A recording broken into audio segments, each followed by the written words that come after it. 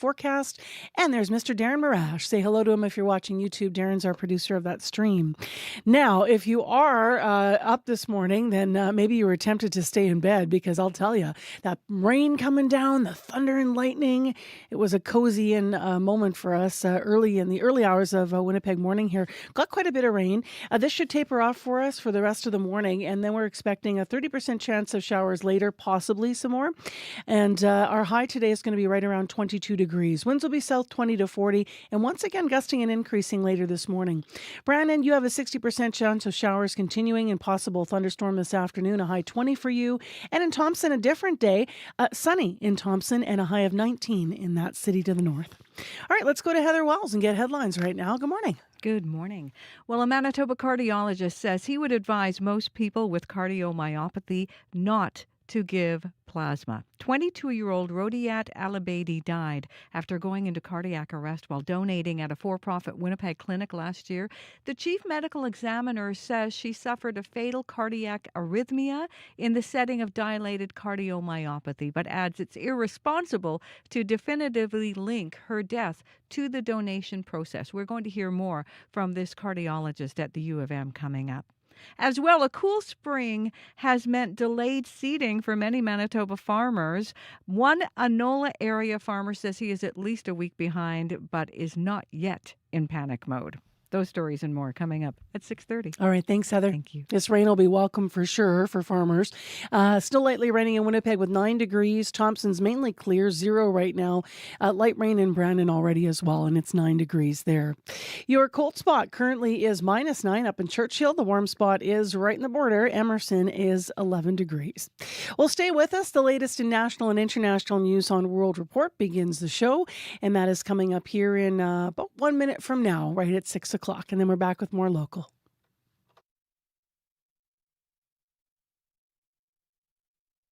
Q. Anthony Cimolino spent 40 years with one of the world's biggest theatre festivals, Canada's own Stratford Festival in Ontario. Now Anthony is stepping away, so he'll be here to tell you some amazing stories and also how it feels to leave for his exit interview. And so theatre matters. It matters more than ever before. Q with Tom Power. This morning at 10:30 in Newfoundland, and on the CBC Listen app, or wherever you get your podcasts. This is World Report. Good morning. I'm Mark Carcassole. We start in Surrey, British Columbia, where police say a shooting in a residential neighborhood is related to extortion. And now CBC News has learned the targeted home belongs to the president of Cricket Canada. The Fifth Estate has been investigating allegations of corruption and organized crime at Cricket Canada. Co-host Stephen D'Souza tells us what they've learned so far. Behind a band of yellow police tape, officers with Surrey Police place labels beside multiple bullet holes on the front door and windows of the suburban home. The shooting happened around 4:40 Wednesday morning. The residence was occupied. Fortunately, no one was injured. Sergeant Ali Galis with Surrey Police says while the investigation is in the early stages, it's believed to be extortion related. Our SPS Extortion Response Task Force is lead on the file. The Fifth Estate has learned the house belongs to Arvinder Kosa, the newly elected president of Cricket Canada.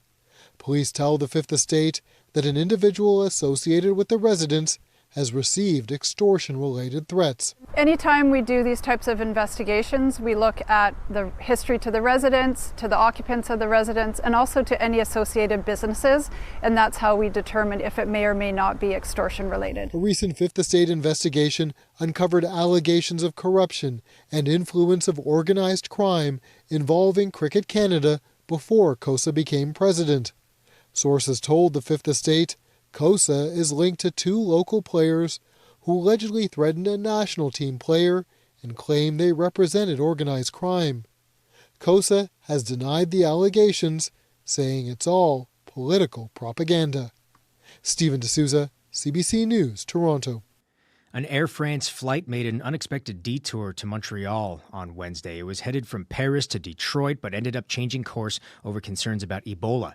CBC's Linda Ward is following the story for us. Linda, what's this all about? Well, Air France says yesterday afternoon there was a flight from Paris to Detroit that was diverted to Montreal. U.S. authorities stopped it from entering the United States because there was a passenger on board from the Democratic Republic of Congo. U.S. Customs and Border Protection say in a statement the passenger should not have boarded the plane, so they took decisive action, they say, and diverted to Montreal. The U.S. has placed entry restrictions on non-U.S. passport holders if they've been in the DRC, Uganda, or South Sudan in the last 21 days. This is the epicenter of an Ebola outbreak suspected to be linked to more than 130 deaths. The Public Health Agency of Canada also issuing a statement saying a quarantine officer assessed the traveller and found they were asymptomatic. The traveller went back to Paris. The Air France flight continued to Detroit. Now, there's also an Ontario resident being tested for Ebola. Yeah, that's right. Ontario's health ministry says this is out of an abundance of caution. An Ontario resident in hospital being tested not just for Ebola, but for a number of infectious diseases because they recently traveled to East Africa. They say all appropriate infection prevention and control measures are in place. There are currently no confirmed cases of Ebola in Ontario, they say, but they did not say if the person is experiencing any symptoms. Meanwhile, Linda, Canadian aid workers are headed to Congo as part of the Ebola outbreak response. Yeah, so while people are generally trying to avoid this area, we know there are a number of Canadian aid workers headed there with the Canadian Red Cross, helping with things like contact tracing, psychological support, getting people to treatment centers. Operations teams, they say, are hoping to arrive in the next few days, but there's already a team of public health experts on the way. Linda Ward, CBC News Network, thank you so much for joining us in studio. You're welcome. And let there be no mistake. Our ability and our resolve to defend every ally are absolute. That's NATO Secretary General Mark Rutte welcoming foreign ministers from member countries, including Canada. They are gathering in Sweden as NATO faces new threats on its eastern flank. On Tuesday, a NATO jet shot down a drone over Estonia. It scrambled jets again yesterday when another drone approached Lithuania, and now this morning, they are responding to another threat in Latvian airspace. Ukrainian officials are accusing Russia of jamming its drones and redirecting them toward NATO territory. Rutte says these recent threats show NATO is prepared for every eventuality. Health advocates are demanding an investigation into the death of a woman who died after donating plasma in Winnipeg. This after Manitoba's chief medical examiner took the unusual step of releasing her cause of death. Since October, 2 people have died after donating at facilities run by the private for-profit company Grifols. More from Karen Pauls. Extraordinary step that he has taken. Manitoba's health minister, Uzoma Azaguera, commenting on a statement by the province's chief medical examiner. Dr. John Yoon says 22-year-old Rodiat Aubedi had a profoundly abnormal heart that put her at an increased risk. She died of a cardiac arrest shortly after donating plasma last October. Yoon says there's no evidence anything went wrong with that process. When Health Canada and the chief medical examiner come to effectively the same conclusion that these tragic deaths are not linked to plasma donation, I am absolutely going to respect that conclusion. But Catherine Longtang says there is a direct connection. She's a safe blood and patient advocate speaking for Aubedi's family. She was not riding a bike or going for a swim when she died. She was donating plasma. In a statement, Grifols, the plasma center in question, says it's committed to the highest standards of donor safety, patient care, and regulatory compliance. But federal conservative health critic Don Mazier points to what he says are discrepancies and red flags in a Health Canada inspection report released to a parliamentary committee. Canadians and the families deserve answers, and we'll keep on pressing for answers. Longtang wants Health Canada to reopen the investigation into Aubedi's death and suspend Grifols' operating license. Karen Pauls, CBC News, Winnipeg. The separatist debate continues in the Alberta legislature, and it has led to more confusion. There's no doubt that over 400,000 Albertans signed it saying they wanted that referendum, and those voices need to be respected. A referendum on separatism, whatever the question, would be bad for our province and bad for our economy. You may remember there are 2 competing petitions on this issue, one from the pro-separatist movement, recently struck down by a judge, and then another urging Alberta's government to make sure the province remains forever Canadian. Some members of Premier Danielle Smith's United Conservative Party want to use that Forever Canadian petition to add a question to the referendum ballot in October.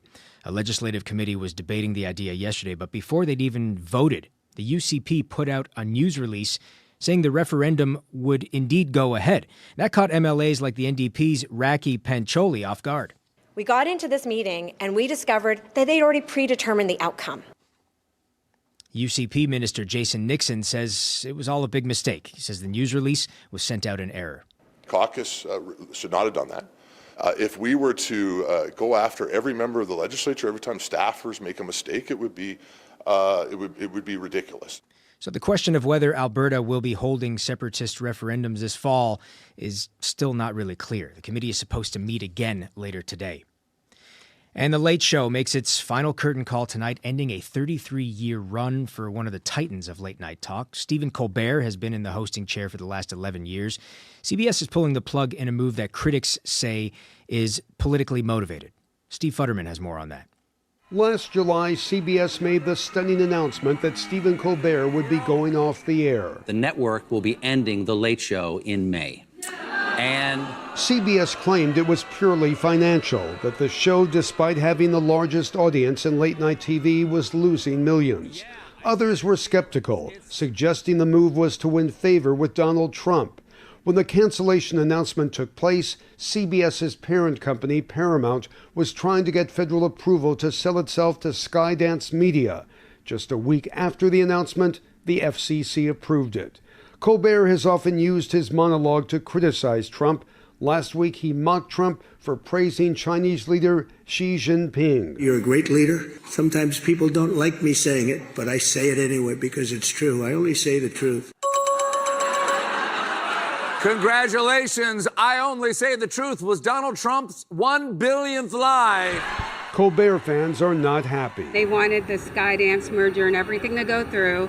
And Trump said, you know what? I don't like this guy making fun of me all the time. If you get rid of him, then I'll make sure it goes through. High-profile guests have been making final pilgrimages to the show. Bette Midler even serenaded Colbert. Thank you. Thank you. Thank God for you, the Lord of all our reign. Tonight, it comes to an end. Steve Futterman, CBC News, New York. As does our newscast. That is the latest national and international news from World Report. For news anytime, go to cbcnews.ca. I'm Mark Carcasole. This is CBC News.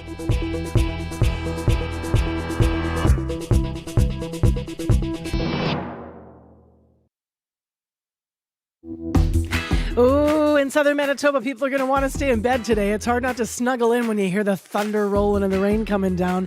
It will clear up, and then possible showers again for us in Winnipeg. Welcome to Thursday. I'm Marcy Marcusa. This is Information Radio on CBC, 89.3 FM, 990 AM on that app and on YouTube. Well, you just heard it. Colbert is signing off tonight. We're going to hear more about his impact on late night comedy and also what led up to this moment. So stay tuned for that. Also, locally, it is almost moving day for a local charity. They need some help transferring massive amounts of goods into a new warehouse. We're going to get some of the details about the people they work with and the help that they need. Plus, this hour on the show, a federal bill could spell the end of WhatsApp in Canada, among a host of other potential consequences. So we're going to hear why tech companies are pushing back against Bill C-22, and we'll hear more about it. Whether or not that pushback is justified is something we'll analyze just before 7 o'clock today. So stay with us. Right now, the time 6:11 a.m., and Heather Wells is in with developing news. Good morning. Good morning. Well, many unpaid caregivers in Manitoba are nearing their breaking point. That's according to a new report from the Canadian Centre for Caregiving Excellence. Roughly 2/3 of Manitobans say they have had some kind of financial challenge from providing care, and more than 3/4 say they're burned out. We're going to hear more calls to see some sort of financial support program implemented here. The city of Winnipeg is suing a number of insurance companies after a community center suffered damage in a sewer backup. It happened in March 2024 at Dakota Community Center in St. Vital. In its lawsuit, the city claims it has an insurance contract to cover the losses, but the companies involved haven't paid out. I'll be back with more Manitoba news coming up at 6:30. All right. Thanks, Heather. Thanks. Well, this rain's going to be welcome that we got overnight because we really did need it. As I mentioned, Abby, today then it's going to kind of go away and possibly return? Yeah, it's more like on and off kind of day across board today. We're looking at temperatures already around 10 degrees in the southern part of the province, tracking it from later all the way towards Prague. We're seeing 8 degrees there. Up north, we see -6 around Tudela Lake and Churchill. But for Winnipeg, we are hovering near 11 degrees already. We see this early morning showers that we woke up to this morning with those thunders rolling by earlier to wake a lot of people up.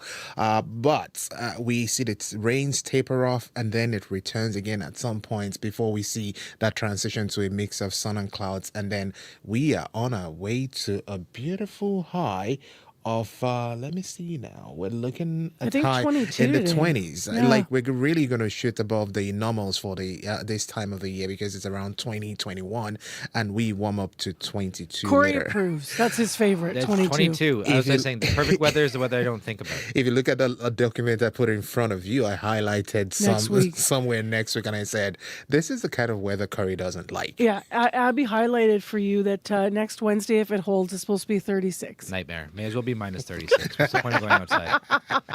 We're all going to be in shock. I don't even remember what that feels Sounds like. awful. It does kind of sound awful. Okay, let's get into what you know about the drive. I heard you came in dirty today. Yes, the Everyone's going to be like, Corey didn't shower? What? That came out didn't wrong. shower. No, I that is true. But I biked in today, and there was just lots of puddles. I don't have a fender on my bike, so I had a big old stripe on. Oh, that's on the top worst. on my back. Yeah. Yeah. So look out for those puddles, of course. Other than that, though, on the roads, one issue to keep an eye out for so far this morning: Inkster and McPhillips. The lights are flashing red, so treat that as a 4-way stop. That's the biggest issue right now. If you do see anything else going on, you can give me a call on the CBC commuter line. That number 204-788-3093.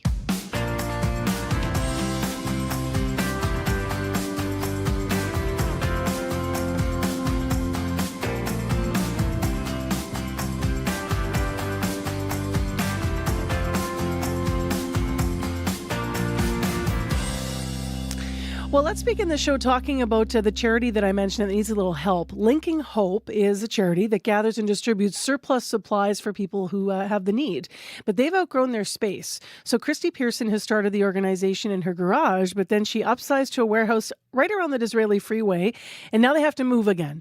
So on Saturday, the group's going to transfer their operation in boxes upon boxes of clothing and household items and personal products to a new location they found on Edwin Street. And she is the organization's board chair and co-founder, and she's here to tell us about the move. Good morning. Good morning. Thanks for having me. Thanks for being here. So how packed up are you with all these boxes in your space? Well, it's been interesting. So we were located before on the second floor of Nidinawaymak, the shelter at 190 Disraeli. Yeah, so sure. as you've heard, the Navigation Center for Homelessness is slated to be in there, and they're working on doing some renovations there. So we have been allowed to stay in there during a little bit of the construction, just the last month and a bit. So we had to move within the building to one area of the building, and now we're semi-packed up but ready to go, and we're hoping that community can come together to support us on Saturday to help move our bins and boxes and items that we have in we're in about 12,000 square feet currently, and we'll be moving into the new warehouse, which isn't too far. So it should be an easy move, but a lot of fun, and hopefully we can get lots of help. We'll revisit your need for help in a moment. Did you say 1,200 square feet or 12,000? 12,000. Wow. How did you start Linking Hope? Tell me a little bit of, how this began. Well, it began, there's two groups of us that came together a couple of years ago, but I began in my garage collecting items during COVID. So during COVID, I was getting contacted by numerous agencies, nonprofit agencies that needed stuff. So if you remember, we could only get one container of toilet paper. Yeah. Well, if you're a shelter, that's a problem. If you're serving community, that's a problem. So there was lots of calls out for help from agencies for food, hygiene, clothing, lots of different items. And I started sending out emails to friends. It went a little viral. I was very fortunate that folks like Mark Chipman and Gail Asper also sent it out to their friends. And we ended up delivering about 10 trucks a week from my house. Wow. At the same time, for a number of years now, for almost 20 years now, Spatch Mulhall and from the band Indian City and Rob Crowley we're also doing similar work, collecting items from businesses and sharing them with agencies and people off the back of their trucks. So we all came together and met in about 2022 and started doing this work together. And Amazing. It's grown quite huge. We will be, by the end of December, in a space that will be closer to 24,000 square feet as our space expands. And we'll be working together with United Way and Coats for Kids to also amalgamate some of the work that's being done in both spaces. Wow. What does it feel like, this trajectory that grew out of your garage, to be able to help in this way when we have so many needs in our community? Well, it's been exciting because we're also able to take a little bit of the load off of the hardworking nonprofits in our community.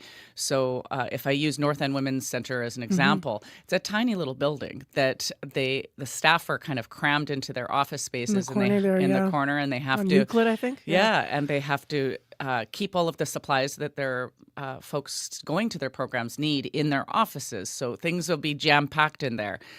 If we have the ability to collect those supplies and allow them to shop with us on a weekly basis, they can use their space more effectively for programming. Smart. But we can also access things like Western Glove has 6,000 pairs of jeans for us. Well, North End Women's can't deal with 6,000 pairs of jeans, but they definitely need jeans. But you can. Yeah. So tell me a little bit about some of the interesting things, because we've been talking about donations and we mentioned some of the, through the conversation, the nature of things.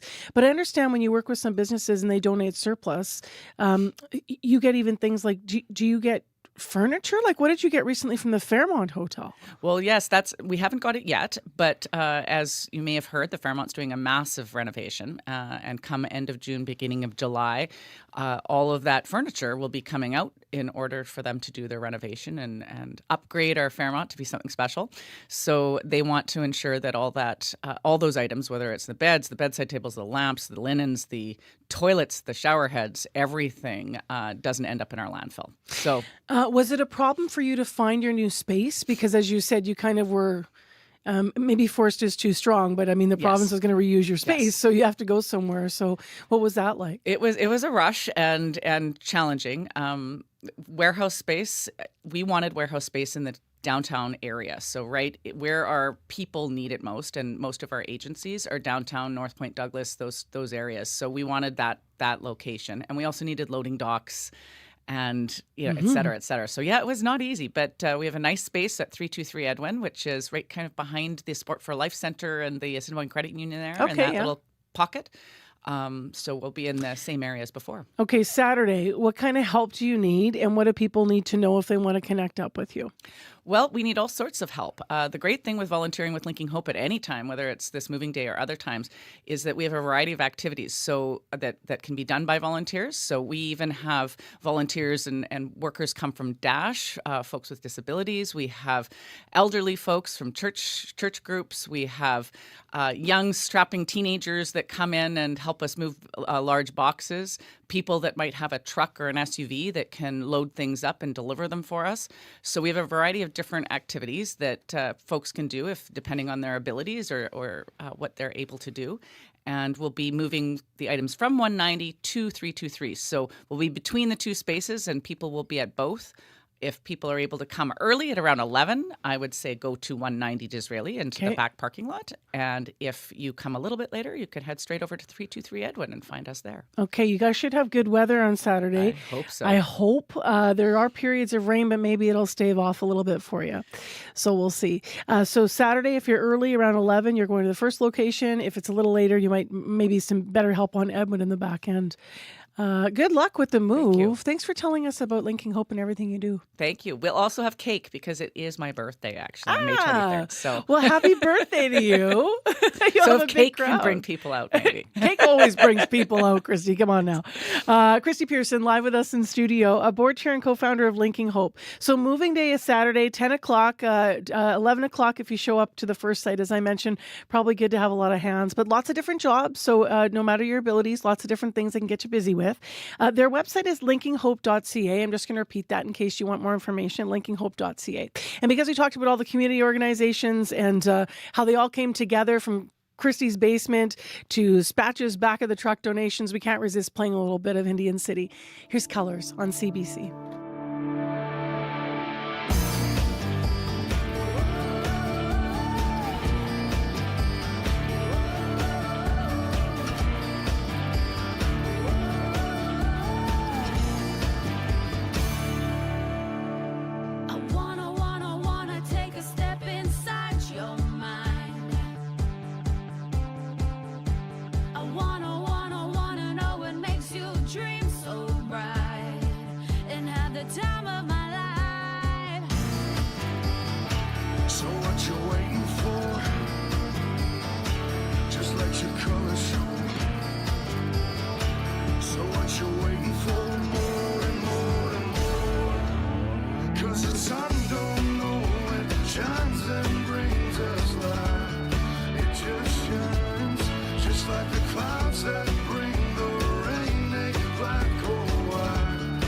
Such is life, and the rainbow casts its colors, sweet disguise.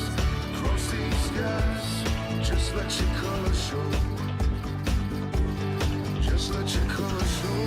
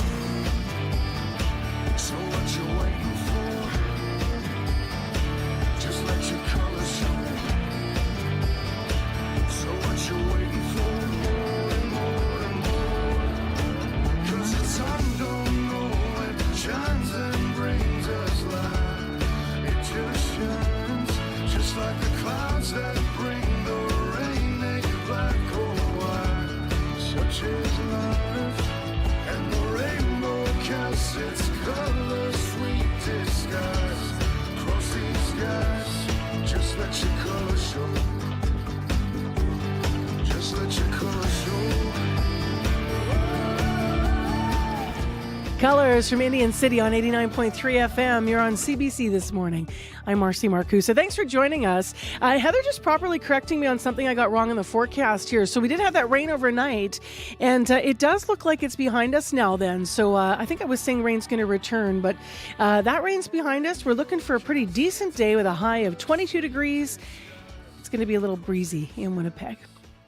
Well, next on the show, the late-night TV landscape is about to get smaller. As you were hearing on World Report, after months of getting ready to say goodbye, tonight, The Late Show with Stephen Colbert will broadcast its final program and sign off for good. Today, amidst the news that he's sucking up billions of taxpayer dollars like a shop vac, Trump headed out to the pile of rubble where the East Wing used to be to talk ballroom, I think, because it was a little loud.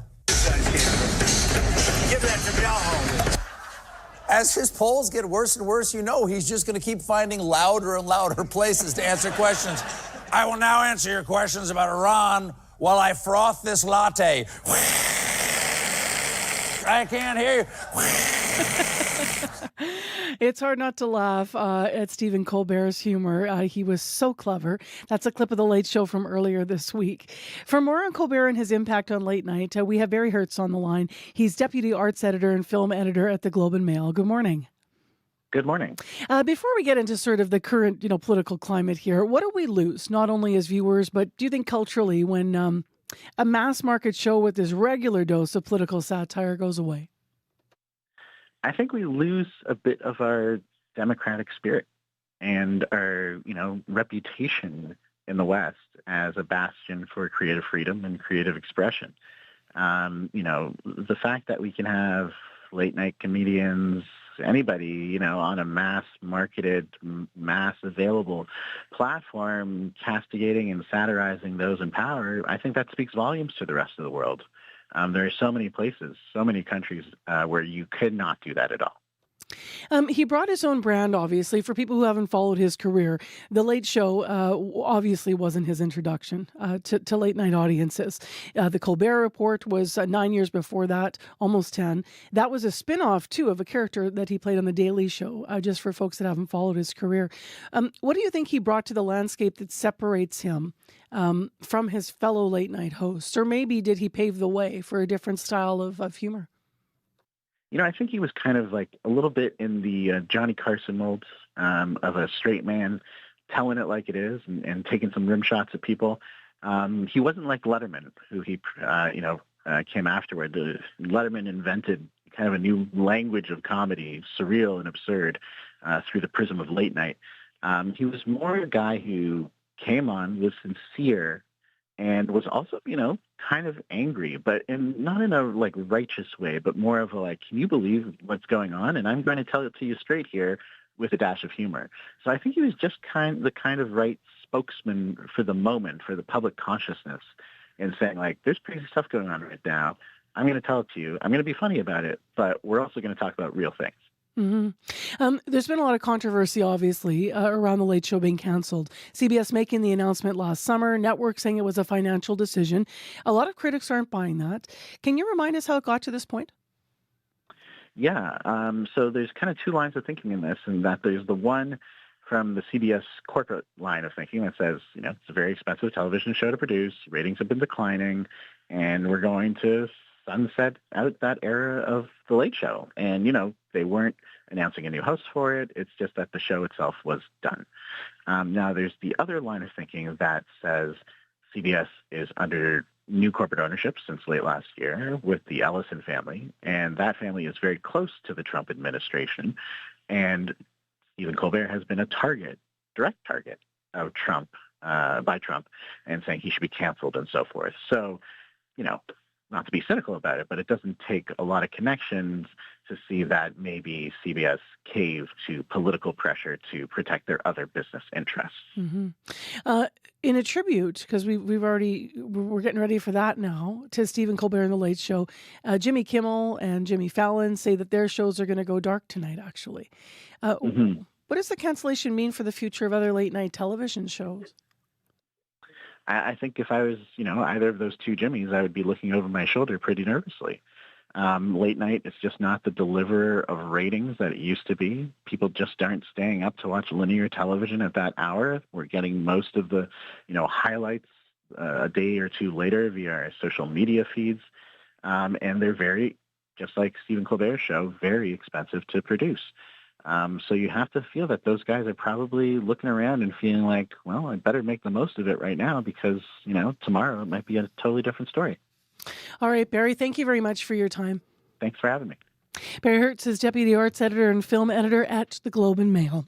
Inkster and McPhillips, looking at the commute, we have red flashing lights, and there's actually something else going on as well. Corey's just popped in. Yeah, just got a call actually from Sierra Sanders, who called the commuter line, and she saw that actually eastbound Stradbrook, right at Harkness there, is completely blocked right now by emergency vehicles. There's a car without a tire that seems to have gotten some sort of accident that is actually blocking the rapid transit lane. So entirely blocked eastbound Stradbrook at Harkness, emergency vehicles there on scene. So you want to avoid that area if you can. If you see anything else going on, you can give me a call on the CBC commuter line. That number, 204-788-3093. Your news is next.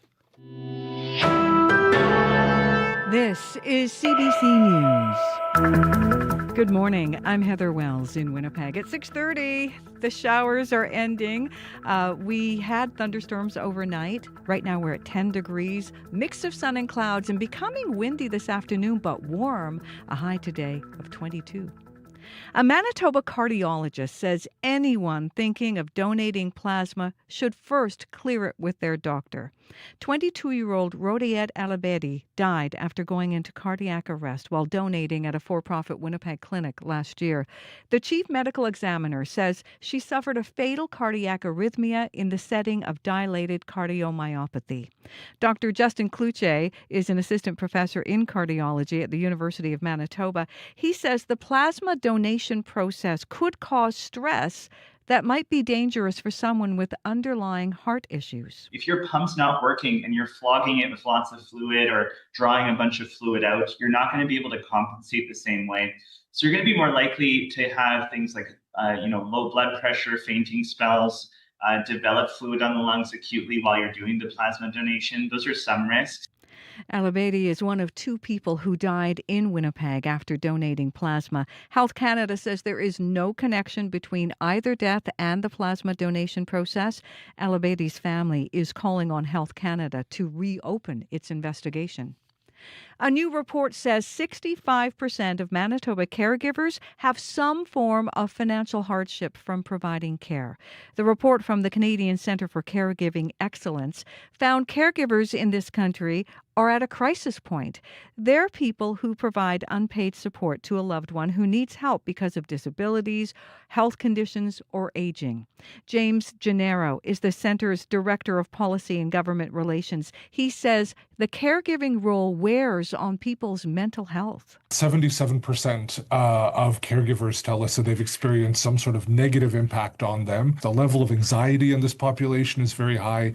The level of depression and other kind of symptoms symptoms of burnout. They are at their breaking point and in need of support desperately. Gennaro says nearly 90% of caregivers in Manitoba have not accessed any kind of support, and more than half didn't know supports were available. The city of Winnipeg is suing a number of insurance companies after a community centre suffered damage in a sewer backup.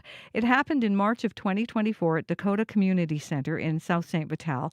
In its lawsuit, the city claims it has an insurance contract to cover the losses, but the companies involved haven't paid out. The court document says the city has already paid $250,000 on repairs and expects to have additional expenses of about $1.6 million. The claims have not been tested in court, and the insurance companies have not filed defense statements. A cool spring translates into a stressful spring for Manitoba farmers. Jill Verway at Keystone Agricultural Producers says last week's windstorm, frost, and excessive moisture in some areas means farmers are behind in their seeding. Certainly concern with producers and stress getting the crop in. And you combine that with high input costs, high fuel costs, high fertilizer. All of those additional tensions are making this year's, seeding tense as well as a little bit more difficult than we've seen in the past. Verway says the good news is warmer temperatures should soon allow farmers to get onto their fields and get their crops in the ground. An Air France flight bound for Detroit had to be diverted to Montreal. That flight originated in Paris. A U.S. Customs and Border Patrol spokesperson says the airline boarded a passenger from the Democratic Republic of Congo in error. The U.S. currently is only allowing passengers from that country to land in Washington, D.C. due to the ongoing Ebola outbreak. You can hear more national and international news coming up on World Report at 7. And it is a dinner fit for the Mad Hatter. I must say, the pasta trees are in season. Yeah, I guess so. Pasta trees.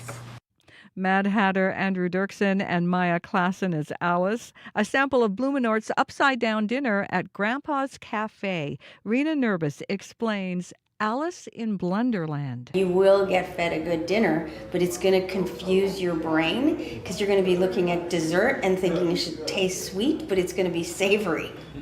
Yeah, so I think it'll be a lot of fun and a lot of unexpected surprises. Nerbus wants to turn Blumenort, southeast of Winnipeg, into a destination. This dinner is slated for May 31st, and more events at Grandpa's Cafe are planned for the summer. You can find more news at cbc.ca/Manitoba. I think stuff like that is so much fun. I was watching a baking show yesterday, Heather, and they had the guy made bread, but it looked like bacon, like a piece of bacon, and then it was smoked or something, and then your brain is completely flipped upside down. I love that idea, though, of looking at something that you think should taste one way, and in fact, it's the opposite. Totally. All right, thank you. Thank you. We'll have to get some ideas for your birthday, Abby, because we always bring you sweet stuff. We always bring sweet stuff to the office, and Abby's a salt guy, so he's like, no, bring me spice or salt. I don't want your donut. It's just going to leave in the freezer. I will take it, but it's going to end up being freezer bound. I usually just buy two, and I go, oh, yeah, and I pretend I forgot, and then I just eat both.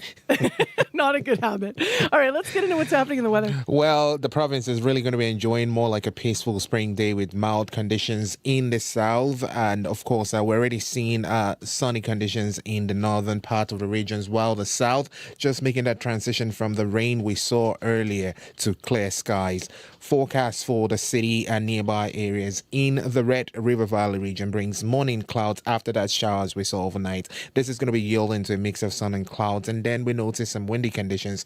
We will see the morning temperatures really hover around the 10 degrees where we are at this time, both at the Forks and at the airport, on our way to a high of 22, which is well above seasonal normal of 21 for this time of the year. And this clear conditions extends even into the night and overnight period, setting the pace for Friday, which is going to be mainly sunny. For the south, we're seeing similar conditions, clearing skies, this early dampness making a way for a mix of sun and clouds. From Modern towards Port de la Prairie, we're tracking 10 degrees there. The rain also ending in that area, is warming up to about 22 later.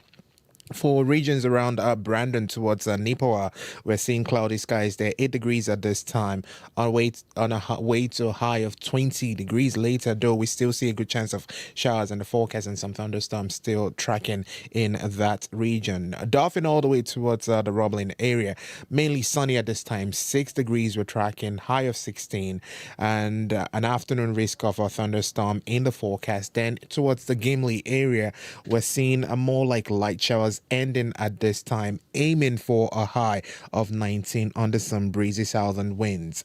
Into the central part of the province, the power flowing, we're seeing clear skies between 1 and 2 degrees at this time, stretching into a lovely high of 8 degrees later for that 18 for that part of the province. And then Norway House, Thompson, Lynn Lake, all sunny between 0 and 2 degrees right now, but it will definitely be warming up quickly to a daily high of 19 under this mild conditions and lots of sunshine still in the forecast. Gillam also seeing sunshine at -5 at this time.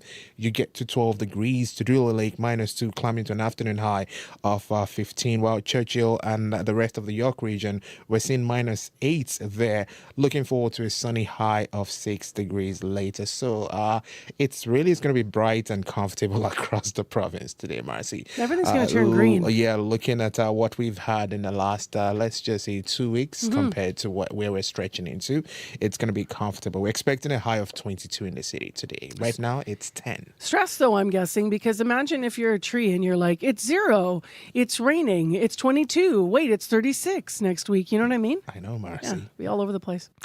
Corey, what are you here for? There is some things going on in the commute that you'll want to know about. Got a call from Sierra. She said eastbound Stradbrook at Harkness. It's completely blocked right now. There seems to be some sort of incident with a car in the rapid transit lane, but there's emergency vehicles on scene blocking the entirety of eastbound Stradbrook right now. So you want to find another way to get where you need to go if you're heading eastbound Stradbrook towards Harkness right now.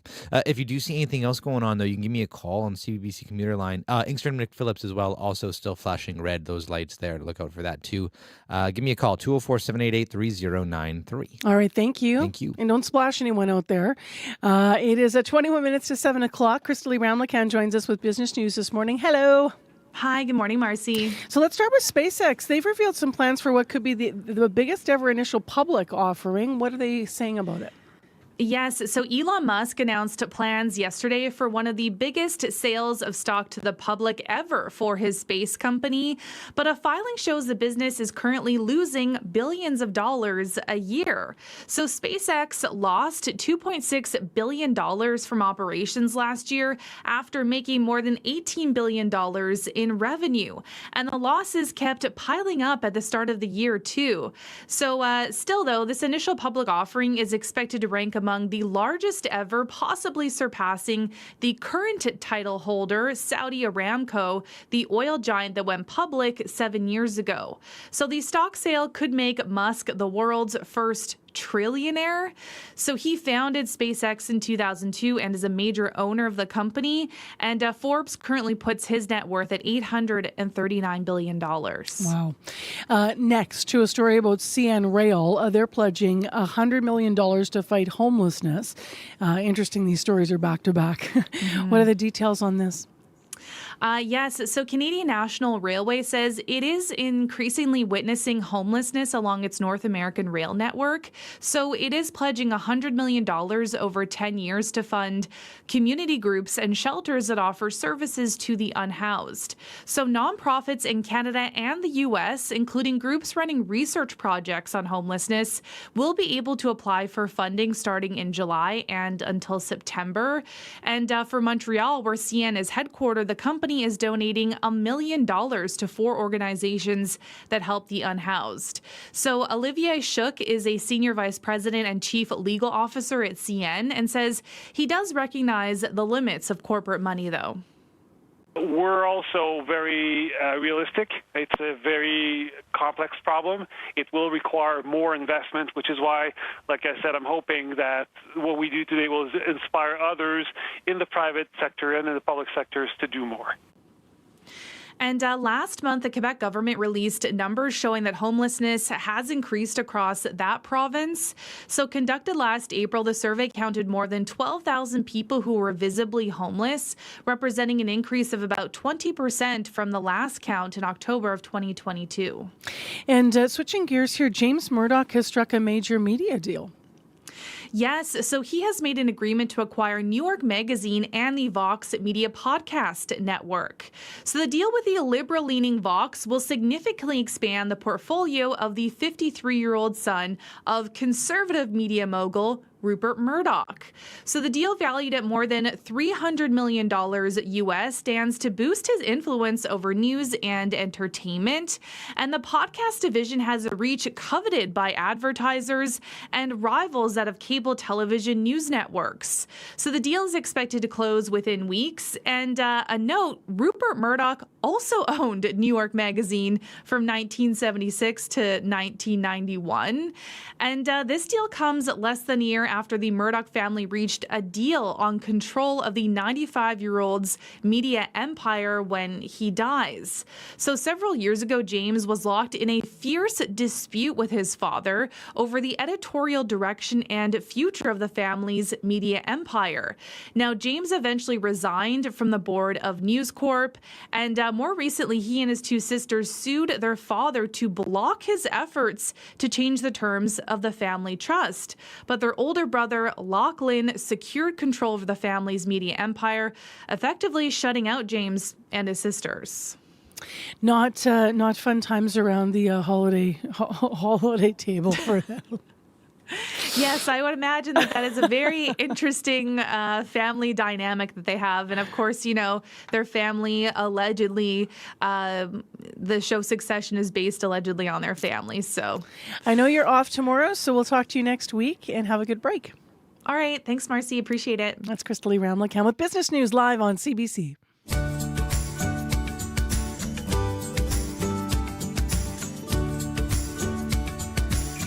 Cloudy and 10 degrees. You might want to watch a couple things in traffic. Stradbrook at Harkness, there is a blocked lane. There's crews on scene, apparently. There's a car in a rapid transit lane without a tire. So you might want to avoid that area right now as they deal with what has happened. That's the information we have. And Inkster and McPhillips, there's a red flashing lights right now. So 788-3093 to update Corey on those issues or anything else happening. Next on the show, the U.S. Justice Department has indicted Cuba's former president, Raul Castro, on charges of murder and conspiracy to kill Americans. The charges stem from an incident in 1996. You might recall Cuban jets shot down 2 civilian planes belonging to a Cuban-American group. 3 American citizens and 1 resident of the United States were killed. Now, that group had been focused on supporting people trying to leave Cuba, many by raft. Raul Castro, now aged 94, is the brother of Cuba's revolutionary leader Fidel Castro and was defense minister at that time. So what does the indictment mean for Cuba and its regime? Peter Kornblue is a Cuba specialist at the National Security Archive. That's a non-profit organization affiliated with the George Washington University in Washington, D.C. It's extremely significant given that it comes as the Trump administration is openly escalating pressure on the Cuban government to capitulate to U.S. demands. It can be seen as a quantum step towards some act of military aggression against Cuba. It certainly reminds the Cuban leadership of what the United States did in Venezuela, where the Trump administration indicted Nicolas Maduro and used the fig leaf of this legality, these legal procedures, to basically do a rendition operation against him with U.S. Special Forces. Cuba and the United States do not have an extradition agreement. Obviously, Raul Castro is the surviving historical leader of the Cuban Revolution. He's more of a symbol, I think, at this point than an actual force of power in Cuba. But the Cuban leadership is certainly not going to just turn him over, and I don't think he's going to surrender. And that is why, even though for months the Trump administration has been kind of turning the screws of economic warfare against Cuba, depriving the Cuban society of oil, turning off every light, kicking out foreign businesses, including an attempt to kick out Sherrod International from the mining sector in Cuba. Because the Cubans haven't capitulated yet, the United States is taking this step to escalate its pressures on the Cuban leadership with the indictment of Raul Castro. I think we're living in a very grim moment in which the dark cloud of possible U.S. Acts of war against Cuba are coming. Trump likes to insinuate that Cuba is going to collapse on its own, and then somehow the United States is going to go in and pick up the pieces. He seems to say, Cuba doesn't have any food, doesn't have any electricity, but he won't admit that the reason that Cuba is in the state that it's in right now, the dire state, the humanitarian crisis that is affecting everybody on the island, is because he, Donald Trump, cut off Cuba's oil supplies from Venezuela when the United States took over Venezuela in early January, and that he, Donald Trump, issued an executive order threatening any other country that might ship oil to Cuba. And Cuba has only had one shipment of oil in 4 months, a country that is completely dependent on foreign imports of oil. That was Peter Kornblue, a Cuba specialist at the National Security Archive, a nonprofit organization affiliated with the George Washington University in Washington, D.C., with his perspective on what's happening with Cuba. American officials, including Trump, would not say how or when the charges will be enforced against Castro. It's 11 minutes to 7 o'clock right now. You're on 89.3 FM. I'm Marcy Marcusa. Thanks for being with us on CBC on the Morning Show. Next on the program, you might have seen these headlines. Companies like Signal and NordVPN threatening to pull out of Canada over the federal government's proposed lawful access legislation, Bill C-22. Now, this bill has also received a lot of attention from U.S. lawmakers, and Francis Sims is here to walk us through the challenges. He covers technology for us, and good morning to you on Zoom. Good morning. Happy to be with you. So what is the federal government trying to accomplish with Bill C-22? Simply put, the federal government's trying to go after the people that are committing crimes online. And some of those crimes include things like cyberbullying, sextortion, that are affecting many of our young people and our community members just across the country. And up until now, it's very difficult for law enforcement to go after them because a lot of that activity is anonymous. And when they go and talk to the providers, they can't get the information they need. There's two parts in this bill that are intended to address that. The first part is they're going to expect certain providers, like think Meta, Facebook, or Instagram, to hold on to metadata for 1 year. Metadata are the things that, not the data that you're sending, like the details of a letter, but think of it more like an envelope, like the postage stamp, where it's going. It's identifying information about where the person is, maybe what their email address is, what cell towers they're connecting to. And the reason that's important is as follows. If a child is experiencing, say, cyberbullying or something like that, they tell their parents. It's 2 or 3 weeks before they go to the police. And then the police maybe another 2 or 3 weeks before they go to Meta and ask for that data. That data might not be saved on their servers anymore. It might be gone. Or that user changed to another anonymous account. And so it's very, very difficult for law enforcement to support these victims when these crimes happen. So that's part one, is holding on to the data for up to 1 year. Part two is the more controversial piece. So for many years, we've understood that if law enforcement wants to tap our phone lines, right? There's been many movies and TV shows where mafia bosses get their phone lines tapped, and then they use that data in court, or that the calls in court to convict them. But from a digital perspective, police can't really wiretap our digital conversations, even with a warrant, because the systems are not set up like that. Much of the conversations that happen between two people are encrypted. And, a company like WhatsApp does WhatsApp say that they can't even decrypt those conversations because they're between the two individuals. And so what the government is basically doing is telling them that they would have to re-architect their system to allow for this digital wiretapping if they issued a warrant.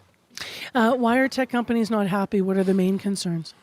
Well, what they argue is that if you create a system which allows this surveillance to happen legally with a warrant, that you're creating a risk that bad actors could come in and effectively hack and listen in. 2 years ago, or maybe more than that now, ahead of the last U.S. election, there was this organization called Salt Typhoon, which potentially was associated with nation-state actor in Asia, hacked in and was able to listen to voice conversations that Donald Trump was having with others. And that's because they hacked into the framework that was built by telecoms to allow for wiretapping, voice wiretapping. These companies argue that if you allow now for the internet digital wiretapping system to be built, that's creating a vulnerability that has risks for citizens all around the world. There is something called the U.S. Cloud Act that you're going to explain a little bit, and that already compels those companies to hand over the data when they're asked. So why is this sort of different? Why are they taking exception with this? Yeah, so that's a good comparison. So the U.S. Cloud Act, if you're a company headquartered in the U.S., so you think about being like Meta or Amazon. Amazon's a good example because Amazon has servers all over the world. In fact, some of those servers were attacked in the Iran war because they thought that they were targets. Now, if you're a U.S. company and the federal government or law enforcement gives you a warrant to get access to somebody's data, you have to hand over that data, whether or not it's stored on a server in the United States or in Canada or in Europe or somewhere else. It doesn't matter, you hand it over. Now, the difference here, though, is that when that data is handed over, it's still potentially encrypted. And so if a regular law enforcement person saw it, it would look effectively like gobbledygook. And maybe the CIA, the FBI, the NSA, they may have tools to decrypt that. We don't know. They've never disclosed that. But in Canada, effectively what they're trying to do is say that if they do the wiretapping, that they need to be able to understand the messages that come out. Like when you and I talk like this, if somebody was to listen in, they would understand it, right? Mm-hmm. But if digital communication, if it's encrypted, unless you have the keys to decrypt it, it's like gobbledygook, and it doesn't mean anything. And that's what they're trying to do in Canada, is ensure that they can listen in to the conversations when they wiretap.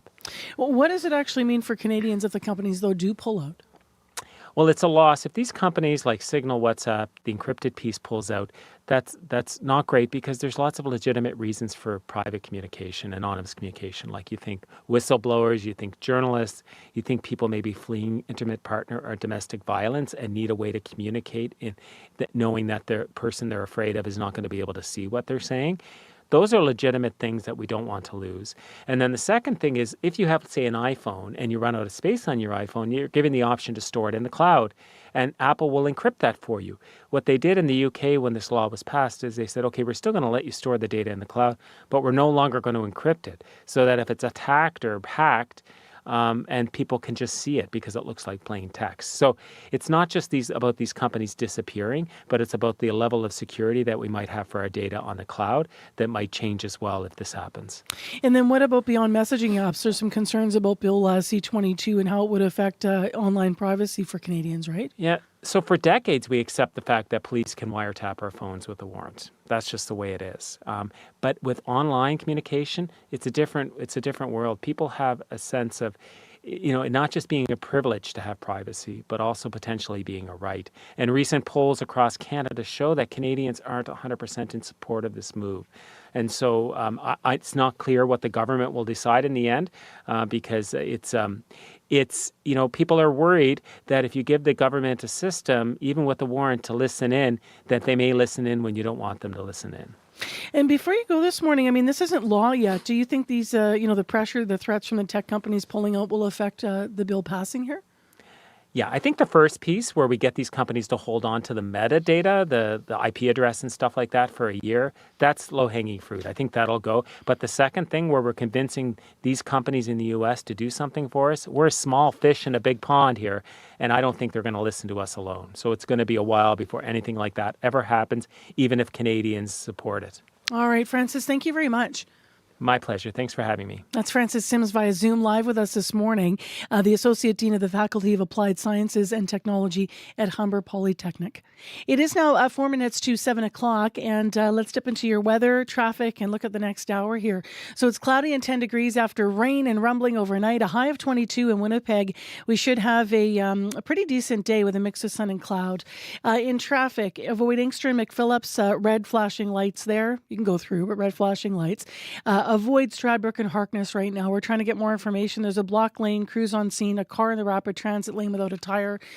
So there's been an incident there. 788-3093 if you do want to reach us. Coming up after 7 o'clock right here on CBC. Would you rather see the Stanley Cup come back to Canada or see a Manitoban raise the trophy? That's the choice, folks. We're talking about who you should be cheering for in the NHL playoffs as we get into the conference finals. Stay tuned. Also, a woman from Mitchell has possibly the cutest yard in Manitoba. 2 foxes and their litter of kits moved under her deck. We're going to hear a little bit more about how she set up an Instagram account for them. So stay tuned. Let's get to more serious matters now. Heather Wells joins us now from our CBC Manitoba News Centre with headlines and other stories. Good morning. Good morning.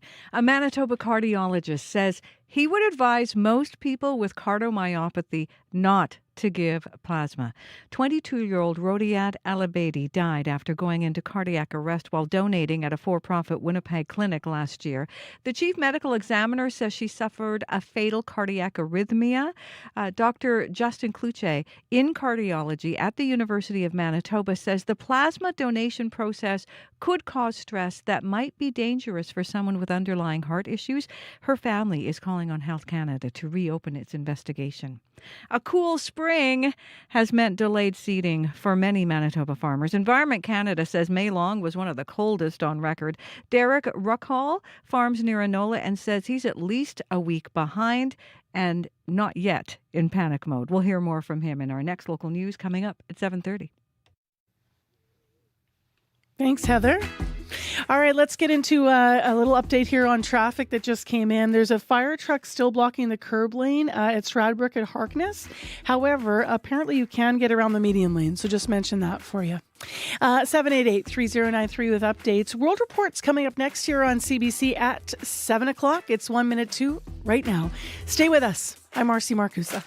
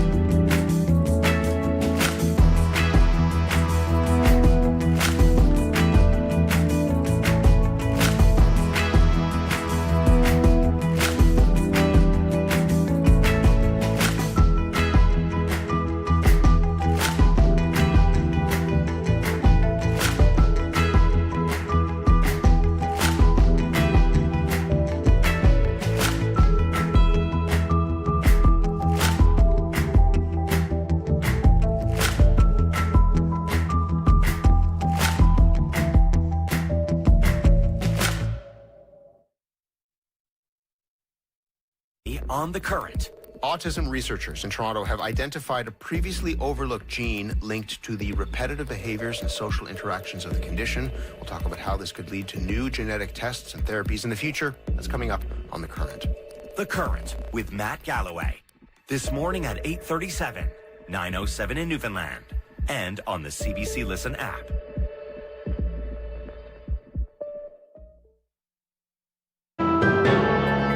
This is World Report. Good morning. I'm Mark Carcasole. Police in Surrey, BC allege that a shooting in a residential neighborhood there is related to extortion, and now CBC News has learned that the targeted home is owned by the president of Cricket Canada. The Fifth Estate's been investigating allegations of corruption and organized crime at Cricket Canada. Its co-host, Stephen D'Souza, tells us what they've learned so far.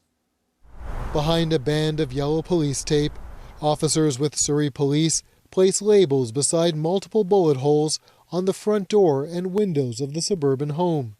The shooting happened around 4:40 Wednesday morning. The residence was occupied. Fortunately, no one was injured. Sergeant Ali Galis with Surrey Police says while the investigation is in the early stages, it's believed to be extortion related. Our SPS Extortion Response Task Force is lead on the file. The Fifth Estate has learned the house belongs to Arvinder Kosa, the newly elected president of Cricket Canada. Police tell the Fifth Estate that an individual associated with the residence has received extortion-related threats. Anytime we do these types of investigations, we look at the history to the residents, to the occupants of the residence, and also to any associated businesses, and that's how we determine if it may or may not be extortion-related. A recent Fifth Estate investigation uncovered allegations of corruption and influence of organized crime involving Cricket Canada before Kosa became president.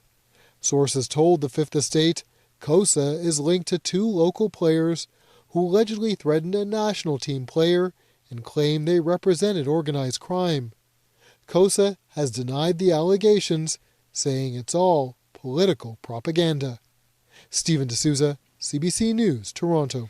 News emerging over the last hour or so that a Canadian who has been living in the United States for decades is being accused of voting illegally there.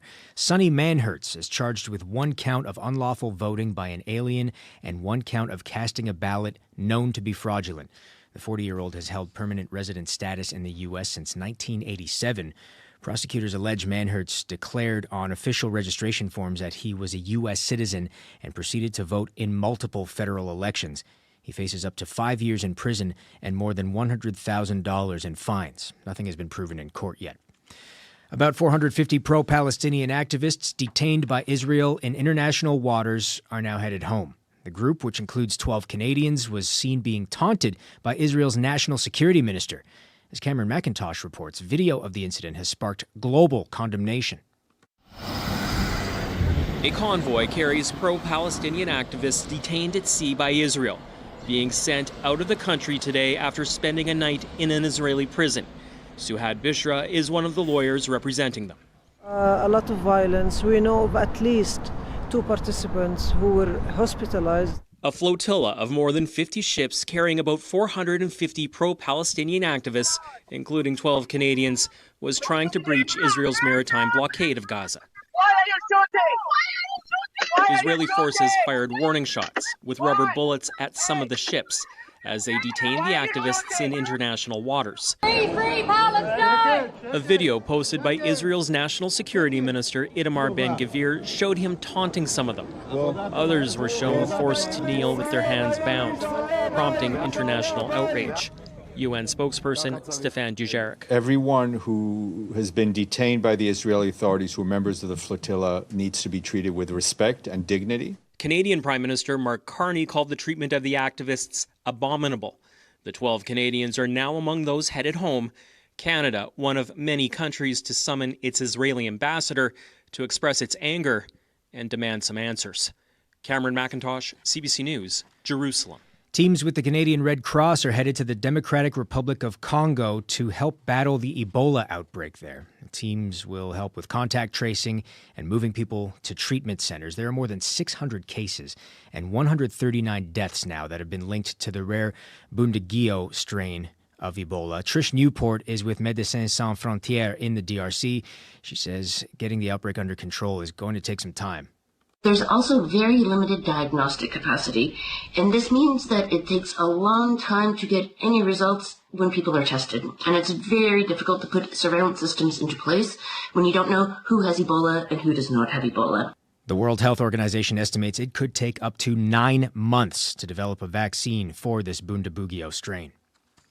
The federal government is still finalizing its long-delayed national AI strategy, and Canadian tech leaders are urging Ottawa to deliver an ambitious industrial blueprint, complete with clear details on exactly how Canada plans to make the sector grow. As CBC's Kyle Bax reports, the strategy arrives at a pretty critical moment because public skepticism around AI is growing. Productivity is really what's at stake here.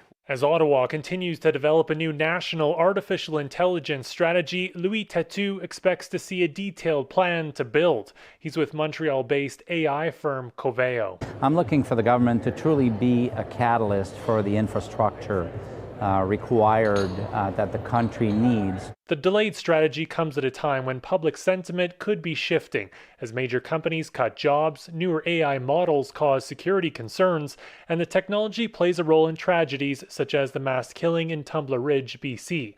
Ottawa has said the strategy will include protections for Canadians such as privacy and online safety while helping businesses big and small. For me, the key test will be, is there appropriate ambition in the strategy?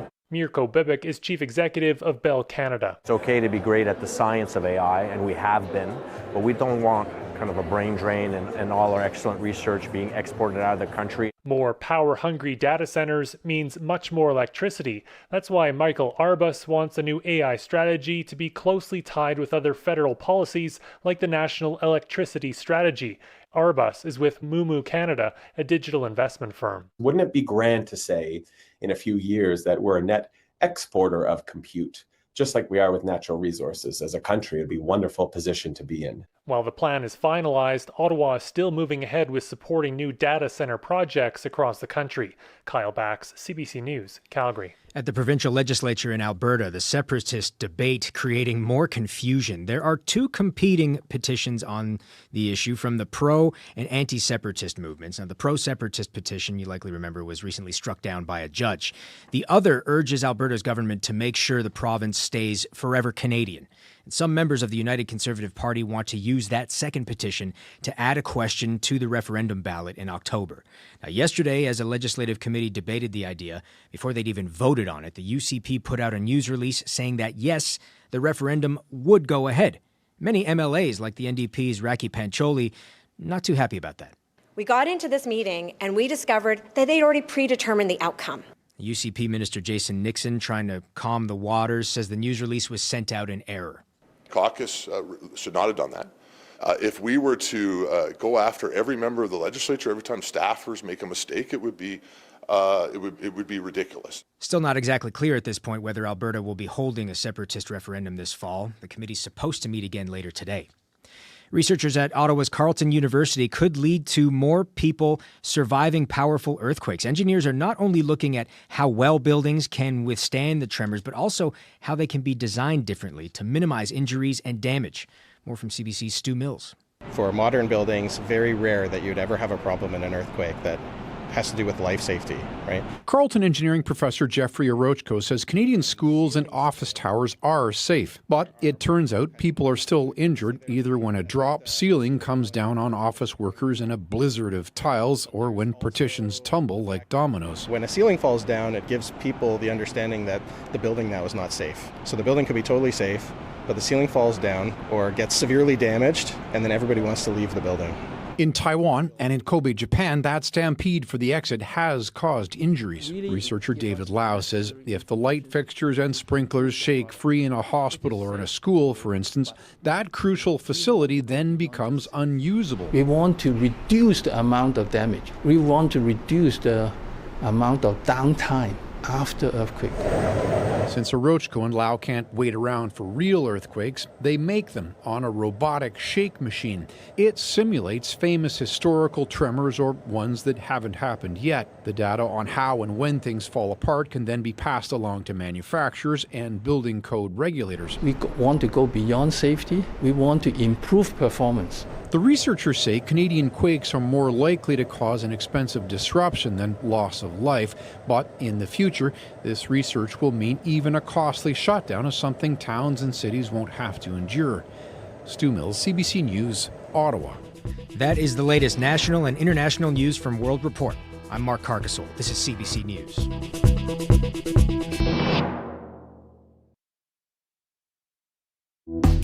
Good morning, everyone. I'm Marcy Marcuso. This is Information Radio. We're live in downtown Winnipeg in our CBC studios. You're on 89.3 FM, 990 AM on the app and YouTube. The rain has stopped. For the most part. It was kind of hard to get up this morning with that thunder rumbling, a little bit of rain out there. We sure need it, though. So Abby's going to get into our forecast for the rest of the day in just a moment. This hour on the show, are you watching hockey or maybe not? Would you rather see the Stanley Cup come back to Canada or see a Manitoban raise the trophy? We're going to look at the teams that are left in the NHL playoffs and talk about who you might cheer for. Also this hour on the show, a cute story from a woman out of Mitchell. She's got a family of foxes and a litter of kits under her deck. She set up an Instagram account for them. And then at 10 to 8 to Serious Matters, we're going to talk with a cardiologist about what your body goes through when you donate plasma and the risks if you have a heart condition. And this connected to the death of a woman with a heart condition in Winnipeg. So stay tuned. We'll have all those details for you before 8. Right now, let's get into other developing stories with Heather Wells live in our CBC News Center. Good morning. Well, many unpaid caregivers in Manitoba are nearing their breaking point. That is according to a new report from the Canadian Centre for Caregiving Excellence. Roughly 2/3 of Manitobans say they have had some kind of financial challenge from providing care for loved ones. So we'll hear about that report and recommendations coming up.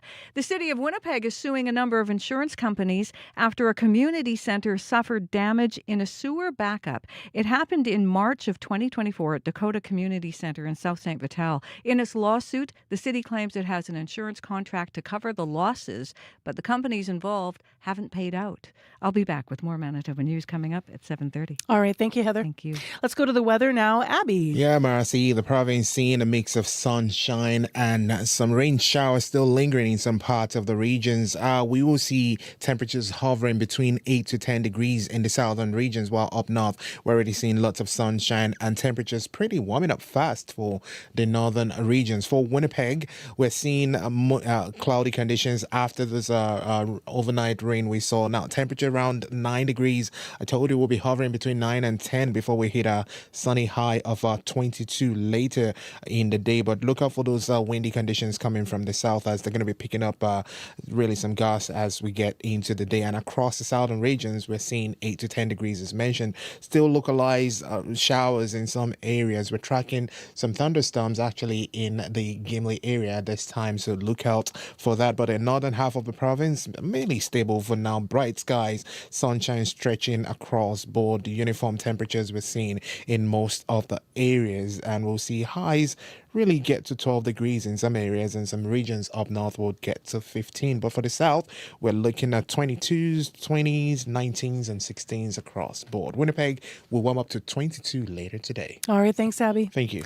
Well, there were early morning puddles. Someone soaked our Radio Canada host on his way in, Jeremy, on his bike. He looked very grumpy this morning. Don't do that. We actually have a couple of spots we're watching in the commute, hey? Yes, so the biggest issue right now, eastbound Stradbrook, right at Harkness, there's been a collision that is actually has at least one damaged car in the rapid transit lane, and emergency crews early were blocking the entirety of eastbound Stradbrook, but now it appears Sierra Sanders actually called the line to say that it's now the median lane is open on eastbound Stradbrook, but the curb lane's still blocked by emergency crews.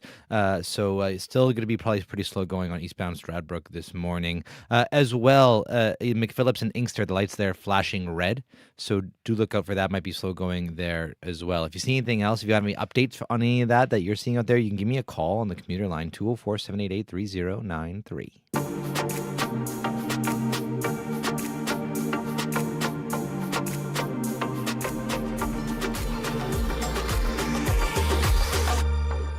So I asked the question, who are you rooting for in the NHL playoffs? Semifinals underway last night. Vegas Golden Knights beating Colorado 4-2 in Game 1 of the conference finals. Tonight, Montreal Canadiens and the Carolina Hurricanes. And some might want the Stanley Cup to come back to Canada.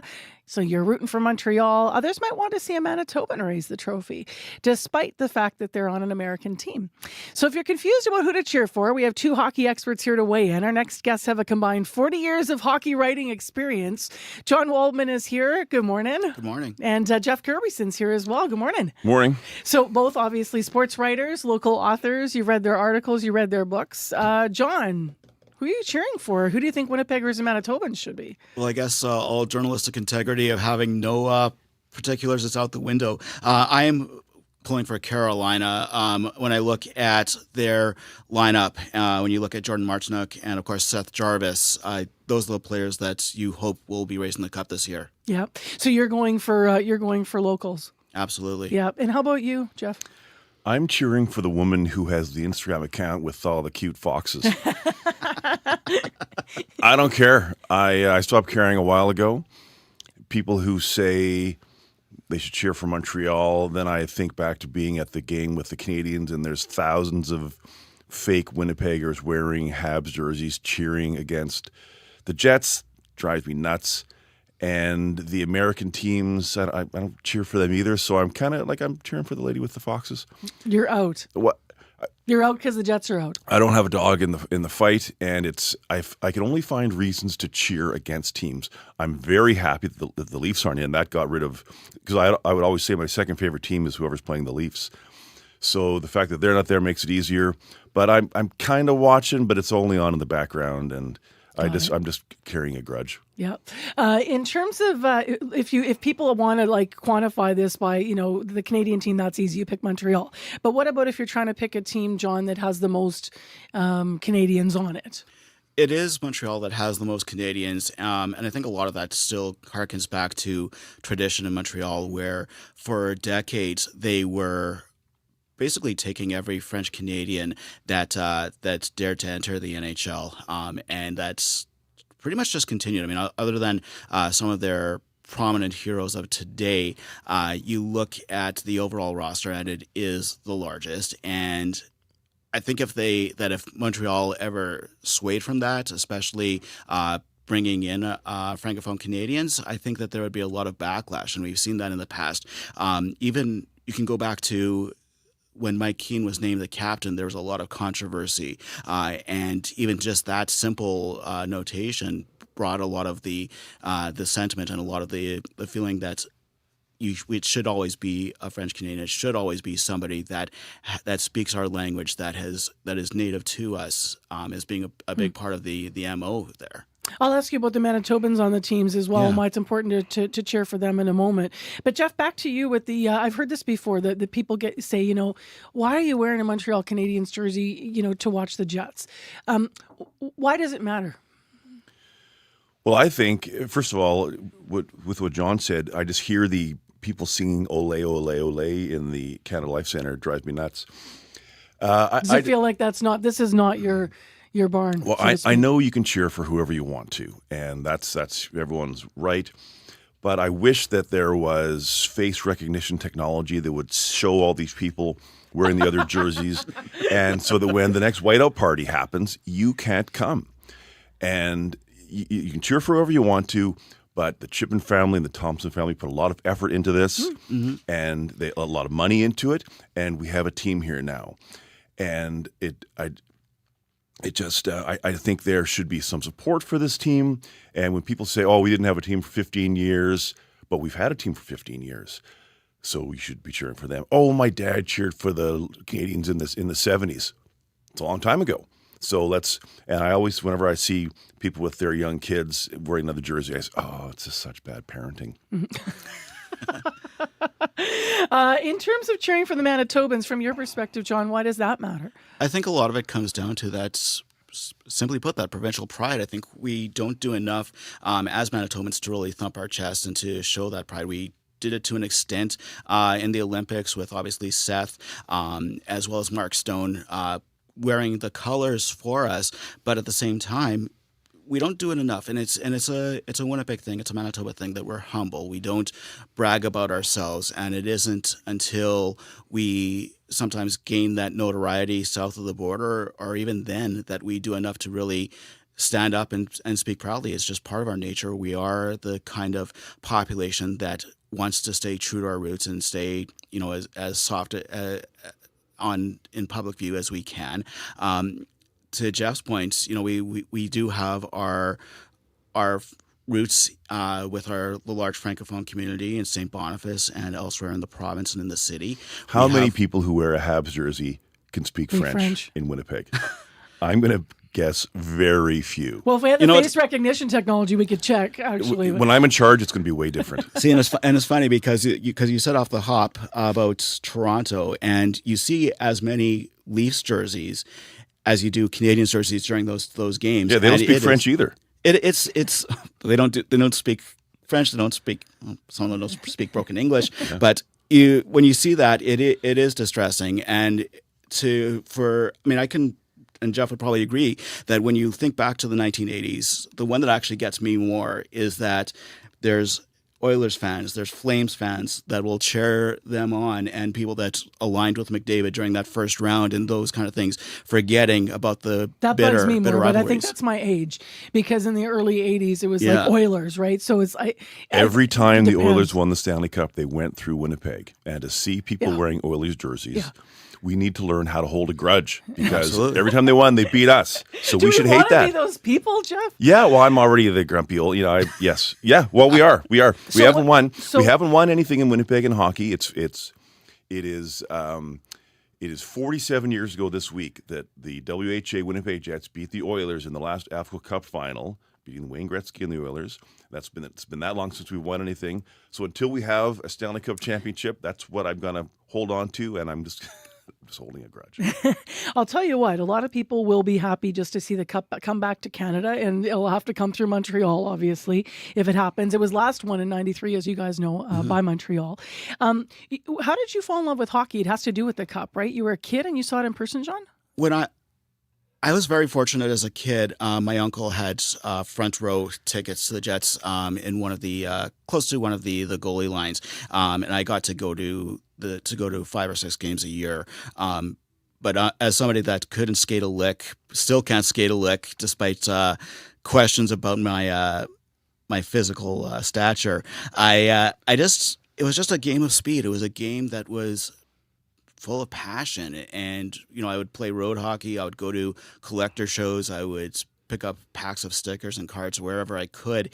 And it was just something that just stayed with me and built into a large part of my career, if I'm being honest. Well, a lot of people find their way to being hockey fans in different ways. We're going to give away some of these books, Jeff, that you brought in, which is awesome. Broken Ribs and Popcorn. Such a good title. And I guess those ribs are Dale Howardchuk, so it's still a big thing to a lot of people. Yeah. And some of us will be watching hockey tonight, not Jeff. Thank you for coming in. Yeah, I want to hear more about the Foxes. You will at 7:40. Thank you for coming in too, John. Thank you. All right, so the Fox story is coming up at 7:40. Sports is coming up in a few minutes. Here's how you're going to win the books. Call us and tell us who you're cheering for in the finals or why you're not cheering. Maybe you're in Jeff's camp. And how you feel, too, about seeing all those different jerseys at the old barn. I shouldn't say the old barn. Do we call the new stadium the new barn? I don't know. It's not really a barn. 788-3205. 788-3205. Who you cheering for in hockey? JC Campbell with a little music to get us to sports. This is called Warm.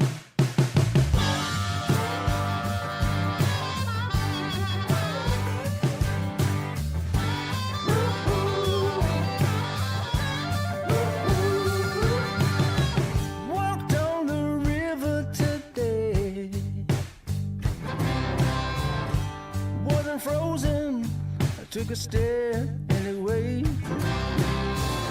The water was cold as a river could be, but I was warm.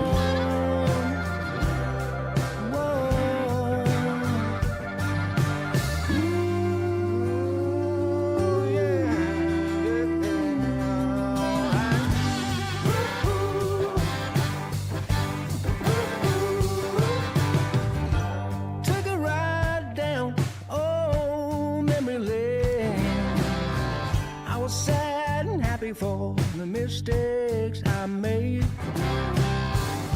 reminded me of all the ways I was wrong, but I don't know, I was young.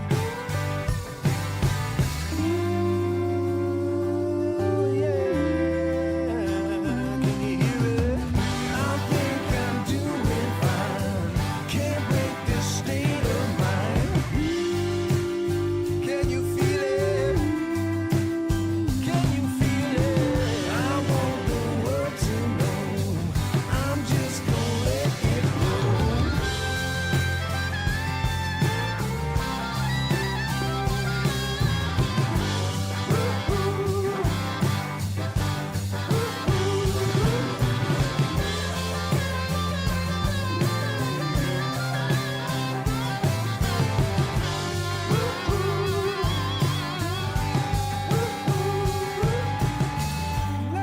Little JC Campbell, local artist, bringing a soulful perspective. In that tune, it's called Warm. Let's get to hockey now and the actual sports that happened last night. Lots to cheer about. A history-making night in the nation's capital. Let's begin there with Scott Regehr. Good morning. Hey there, Marcy. So tell us about it. To seal it. Montreal. TSN's call. Montreal wins the Walter Cup last night, Marcy. Canada's first PWHL championship and the country's best ever women's player, heck, the world's best ever, was right at the heart of it. Marie-Philippe Poulin scored the winning goal and was named the playoff MVP, although she didn't like that very much. When she was given the honor, she shook her head and then gestured towards her goalie, Anne-Renée Desbiens, who was a brick wall in these playoffs, giving up fewer than 2 goals a game. Here is Desbiens.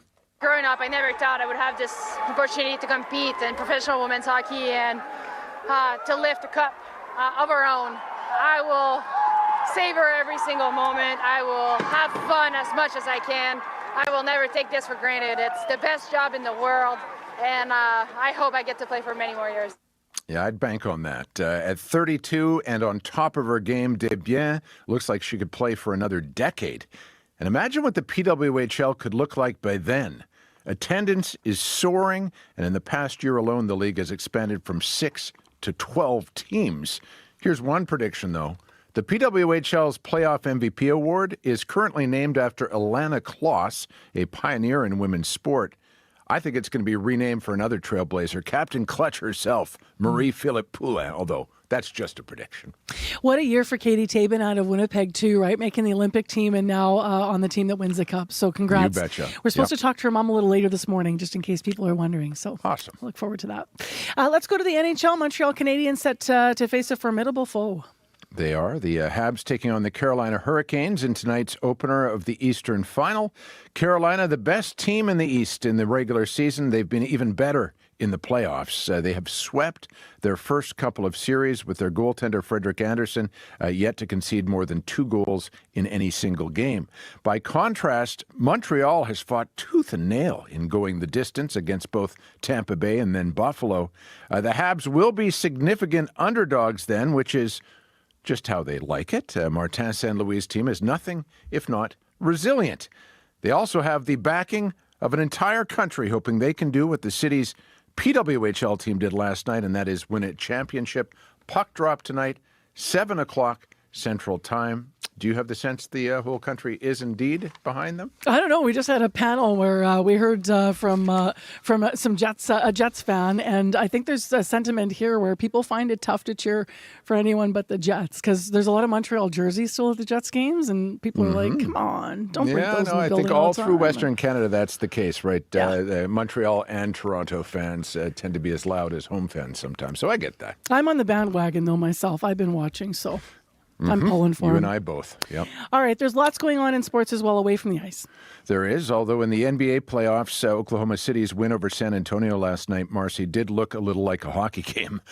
Trying to neutralize the Spurs' 7'4" behemoth Victor Wembanyama, the Thunder grabbed, pushed, and shoved the Frenchman every time he touched the ball. And he still dominated, 21 points and 17 rebounds, although it was not enough. OKC, led by their awesome Canadian, Shea Gilgeous-Alexander with 30 points, ended up pulling out the win. That's now tied the Western Final at a game apiece. Baseball, how about Trey Savage, the young Blue Jays pitcher who threw 6 shutout innings in a win over the Yankees, which included a hurling hat-trick of strikeouts against Aaron Judge. 3 times he struck Judge out. Wow. So that's good news, as is the play of the Winnipeg Goldeyes. They won their first game of the season after dropping their first 4. They beat Kane County last night 3-2. All right, thanks a lot, Scott. You betcha. Scott Regier with Morning Sports. Inkster McPhillips in traffic, red flashing lights there.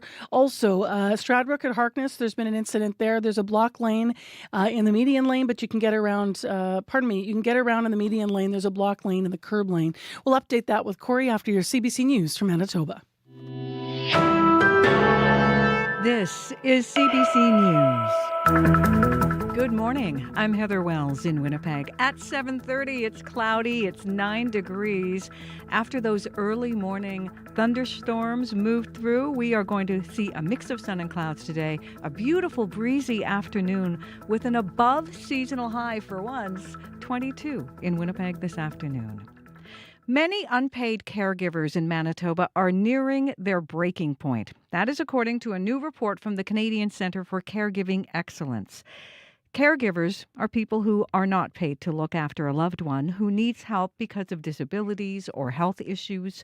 Roughly 2/3 of Manitobans say they have had some kind of financial challenge from providing care. More than 3/4 say they're burned out. James Gennaro is the Centre's Director of Policy and Government Relations. Nearly 90% of caregivers have not accessed supports for them as caregivers, and less than half told us that they knew of any sort of supports that were out there available for them as caregivers. So it's sort of a double-edged situation. Gennaro says some provinces have a caregiving benefit. He wants to see that financial support program implemented Canada-wide. A Manitoba cardiologist says he would advise most people with cardiomyopathy not to give plasma.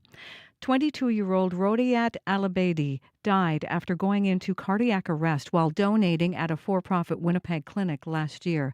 The chief medical examiner says she suffered a fatal cardiac arrhythmia in the setting of dilated cardiomyopathy. Dr. Justin Cloutier is an assistant professor in cardiology at the University of Manitoba. He says the plasma donation process could cause stress that might be dangerous for someone with underlying heart issues. If you are considering donating plasma, I would talk first to your doctor. You can talk over the risks and benefits. You can talk over whether any testing might be warranted to make sure you're safe to do that. Manitoba's chief medical examiner says it is irresponsible to definitively link Alabadi's death to the donation process. Her family is calling on Health Canada to reopen its investigation into her death. 2 more people have registered to run for mayor in Winnipeg. Don Woodstock, who owns a security business, is making his 3rd straight run for mayor. He received 2% of the popular vote in the 2018 election and 1% in 2022. Mazar Alam has also registered, and in a press release, he says he will campaign on promises to fix potholes, halt property tax increases, and reduce water bill rate hikes. The city of Winnipeg is suing a number of insurance companies after a community center suffered damage in a sewer backup. It happened in March of 2024 at Dakota Community Center in St. Vital. In its lawsuit, the city claims it has an insurance contract to cover those losses, but the companies involved haven't paid out. The court document says the city has already paid $250,000 on repairs and expects to have additional expenses of about $1.6 million. The claims have not been tested in court, and the insurance companies have not filed defense statements. Ebola concerns forced an Air France flight to be diverted to Montreal last night. The airline says it made an error in allowing a passenger from the Democratic Republic of Congo to board the flight in Paris. It was bound for Detroit. Deborah Mister was on that flight. They suddenly tell us that we are being diverted and they won't give you a reason, and you notice that all the flight attendants have masks on now. The Public Health Agency of Canada says the passenger disembarked, was assessed, and showed no signs of illness. That individual then flew back to Paris. A cool spring has meant delayed seeding for many Manitoba farmers. Environment Canada says the May long weekend was one of the coolest on record. Derek Ruckhall farms near Anola, and he says he's at least a week behind schedule. We'd had to postpone some fertilizing applications because of the wind. And we've been delayed on that aspect of things as well because just can't get out there and get the fertilizer in the ground. Ruckhall says he is not yet in panic mode. With some warmer weather in the forecast, he expects to get on the fields and finish planting soon. Well, imagine a dinner like this. Pie is pasta and bacon strips are cookies. That's what you get at a Blumenort restaurant southeast of Winnipeg. Rena Nervous at Grandpa's Cafe calls it Alice in Blunderland. It would look like an imposter meal, and then the dessert would be supper, and we would just really confuse the people. Cafe owner Cornelius Petkow says he wants his community to become a destination. It's why he's all in on creating even more events in Blumenort. This is just a start, and the dreams never quit.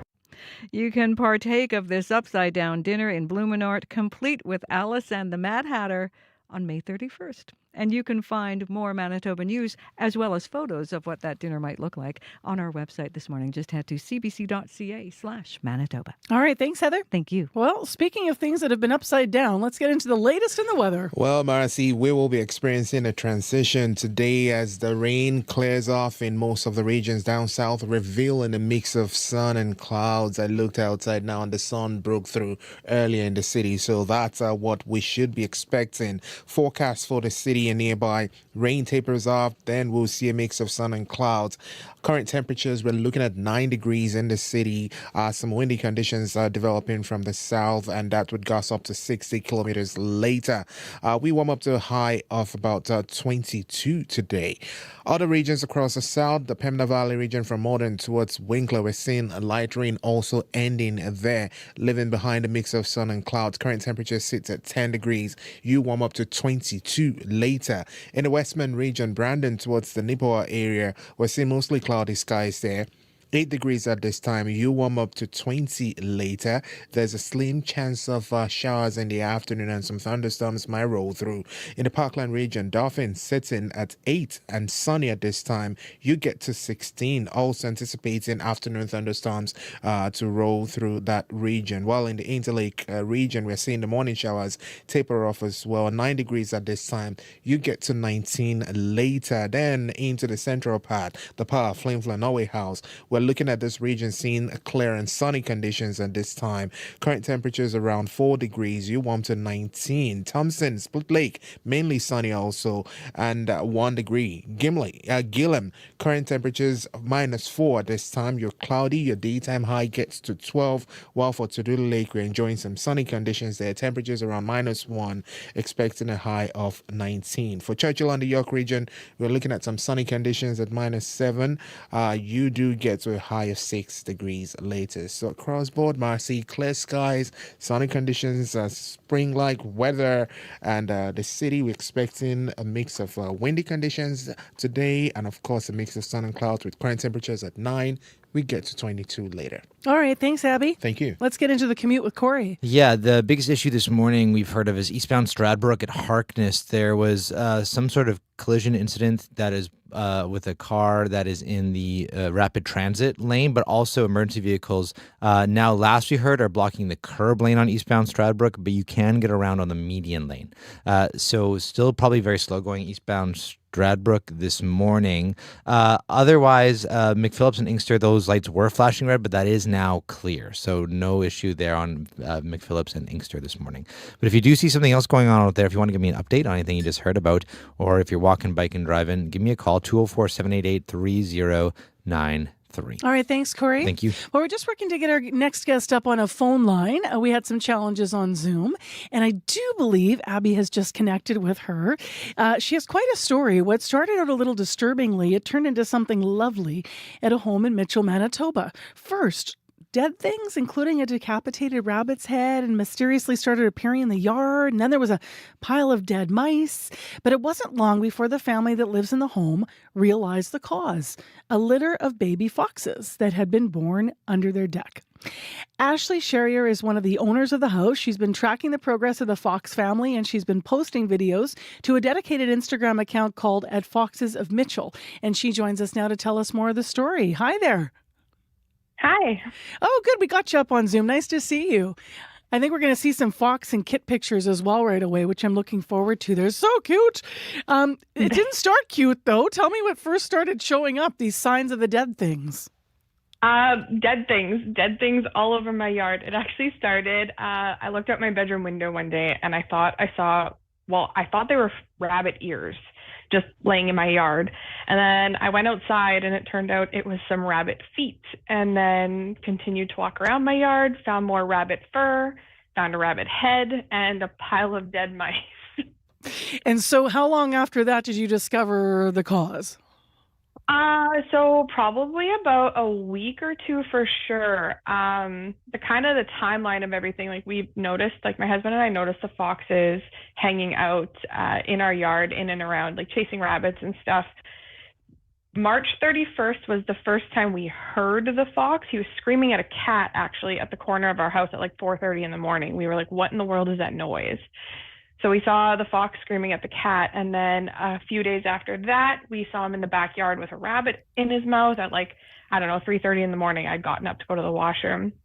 And then a couple days after that, then the dead things showed up right at the beginning of April, like first week or two. That's when all the dead things happened. And then a few days after that, I noticed the holes dug under my deck, and then the puppies came. Yeah. Or I guess kits. They're not puppies. They look like puppies, but They sure do. We're watching a video right now. We're rolling while we're talking here. If people are watching the show on YouTube, they've just seen a bunch of little kits running around. So is the family, how many kits? And there's also the parents are there too, right?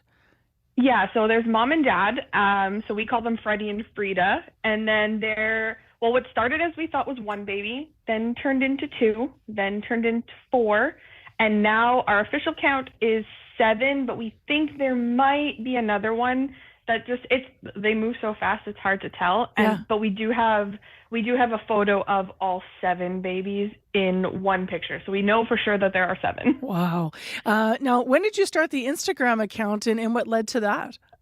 Well, I started the Instagram account when Country 107 reached out for a radio interview. Cool. And I was like, okay, so they started this. Obviously, this is going to be a big thing. And so I just went, forget it. I'm just going to post it here. Everybody wants to see the babies anyway. So at least there I can spam the videos and spam all the content. You don't want to see it, just don't follow. Look at them bounding around in your flower beds and all around the house. What's it like for you having them live right there? And what's it like for your cats watching all this? My cat, so my smallest cat, she's so funny. If a stray cat comes in the yard, she loses her mind. She's growling, hissing, yelling at the windows. She sits at my back door and will paw at the windows to go and it's like she wants to go play with the foxes. And I actually have a video of one of the foxes pawing at my back door when she's right there. So it's almost like they see each other and they want to play. But they just watch. They don't do anything. My one cat, my oldest one, he tries to escape probably once a year. He gets out, and he got out the night before we found the foxes. So that night, the day before, he had gotten out, and I was like, oh. And he does this every year, and I was fed up this time. I was like, nope, whatever. If he doesn't come home, I'm not running around looking for him. He's lucky I saw him, because he would have turned into a chicken wing snack for a bunch of babies. Yeah, because they it's so funny because we're talking about how cute they are, of course, but these are wild animals. One of them just jumped up on all fours, right in the air. It was so adorable. Yeah. But they are they're eating things. I understand, even the babies, right? How big are they now? And they're eating things the same size as them. Is that right? Yeah, so I don't know if I sent you guys the one video or not, but there's a video where one of them is dragging around a rabbit the size of him. And so he actually tried to pull it under my deck, and it was like watching a dog trying to bring a stick through a doorway. That doesn't work. So it was really funny. But yeah, no, they eat rabbits, mice, birds. I find remnants, feathers, fur, everything all over my yard. They do a really good job of cleaning up after themselves. I will give them that. If I see something, I just kind of either push it into the open or leave it, and it's gone by the next time I go look. Well, what have you learned about foxes? Because now you're living with them, because you really, I understand, did kind of a really deep dive on Google to try to understand more. I understand that they are crazy little creatures, that's for sure. So typically, mom and dad both care for the babies. In the first 4 weeks or so, mom is in the den with them. Dad doesn't see them until they emerge from the den for the first time. Up until then, he's the one out doing a lot of the hunting and bringing it back to feed mom and the babies, from my understanding, which explains the pile of dead things around the deck. It's like he was bringing her the food and just waiting for her to take it. And sure enough, it all disappeared. Now they both come and go all the time. They're always both bringing in food, both playing with the babies. They're actually very doting parents. Yeah. It's kind of cute to watch. You have this line where you say she looks sometimes like she needs a spa day. Oh my goodness. The one picture I have, she looks rough. She looks like she is the mom of 7, that is for sure. Yeah, I was going to say 7 kids, same thing probably. I watched them very much so. How long, Ashley, before you go this morning, do you understand how long you expect the family to stick around? And are you okay? Sounds like potentially the whole summer, and yeah, we're totally fine with it. Although I did I did learn today that sometimes they keep 2 to 3 dens in their vicinity of their territory, and when the pups start getting a little bit too big, they actually will split them, which might be what happened overnight here, or they're just out on a hunting trip. We actually saw them on a mud hill across the street behind our neighbor across the street's house this morning. So I saw Dad there and a couple babies bouncing around. Got it. So I have Yeah, Who so knows? they might move a couple there, leave a couple here, because I mean there's 7. My deck is not that big, so it's big enough, but I don't know, it might get a little crowded with 7 of them. Man, they're cute when they play. It's crazy. Thank you very much for sharing the videos with us, and that we streamed it all on CBC while we were talking here on our YouTube channel. People can go back and watch if they missed it. And good luck with your kits. Awesome, thank you. Live with us this morning on Zoom, that's Ashley Sherrier. She lives in Mitchell, Manitoba, just southeast of, well, really near Bedroom Community of Steinbach. And it posts, she's posting updates of this Fox family on the designated Instagram account. If you want to follow all of the videos, it's at Foxes of Mitchell. Sorry for the earworm, folks. We can't resist. Dog goes woof, cat goes meow, bird goes tweet, and mouse goes squeak. Cow goes moo, frog goes croak, and the elephant goes toot. Ducks say quack, and fish go blub, and the seal goes ow, ow, ow. But there's one sound that no one knows. What does the fox say?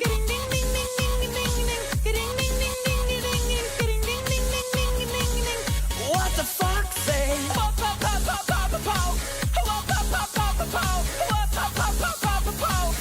What the fox say? Happy, happy, happy ho. Happy, happy, happy ho. Happy, happy, happy ho. What the fox say?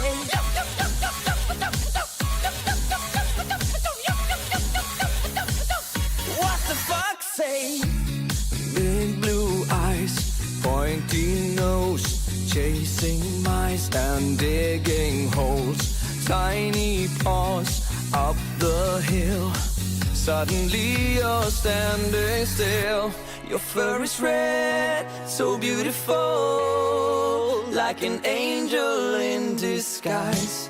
But if you meet a friendly host, will you communicate by more? How will you speak to that? What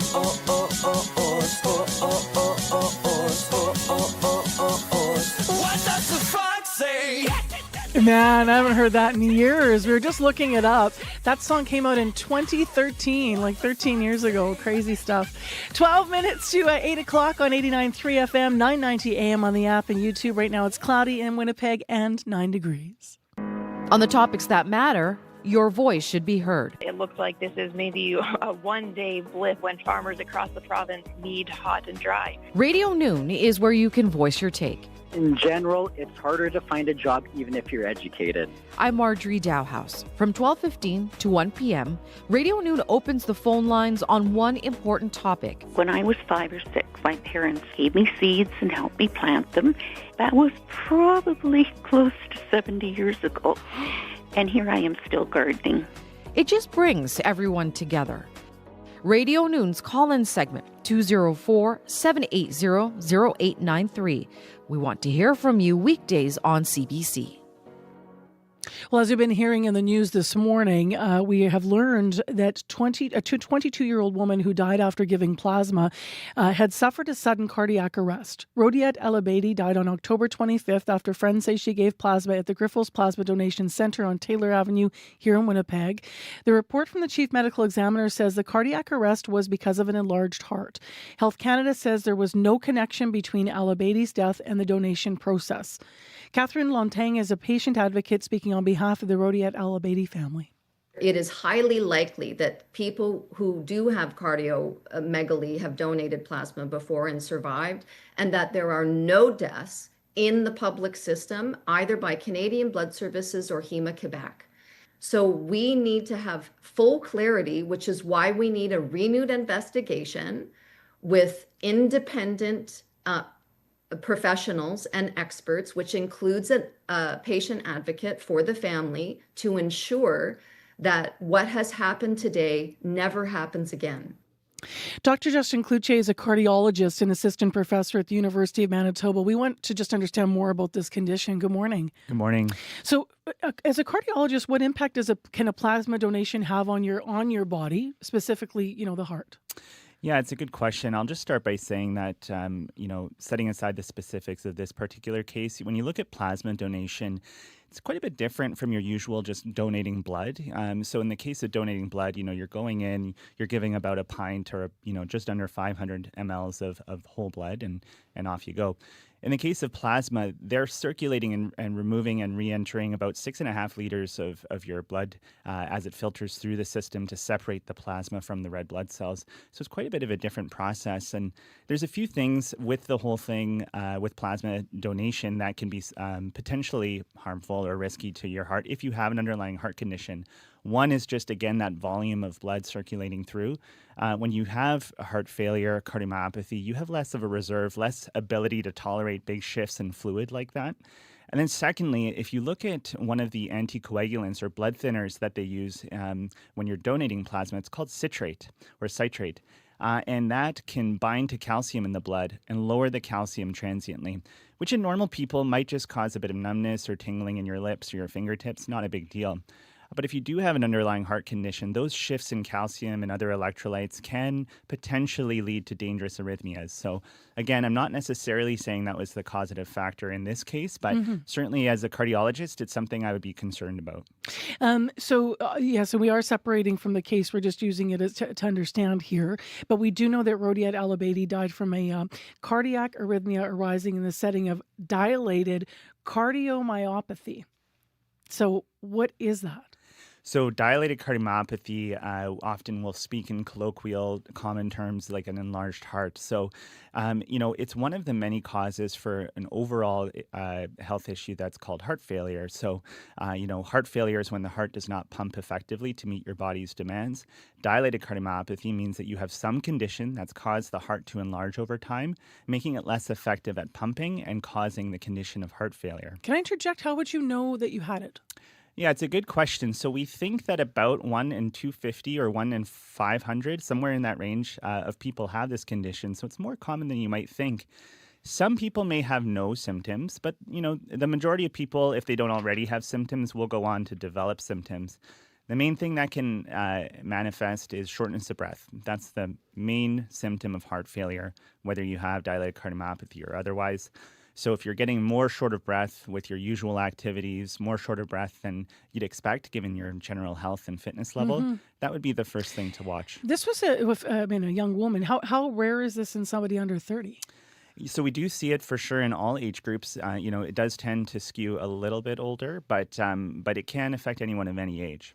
Is it difficult to screen somebody for an underlying condition like an enlarged heart?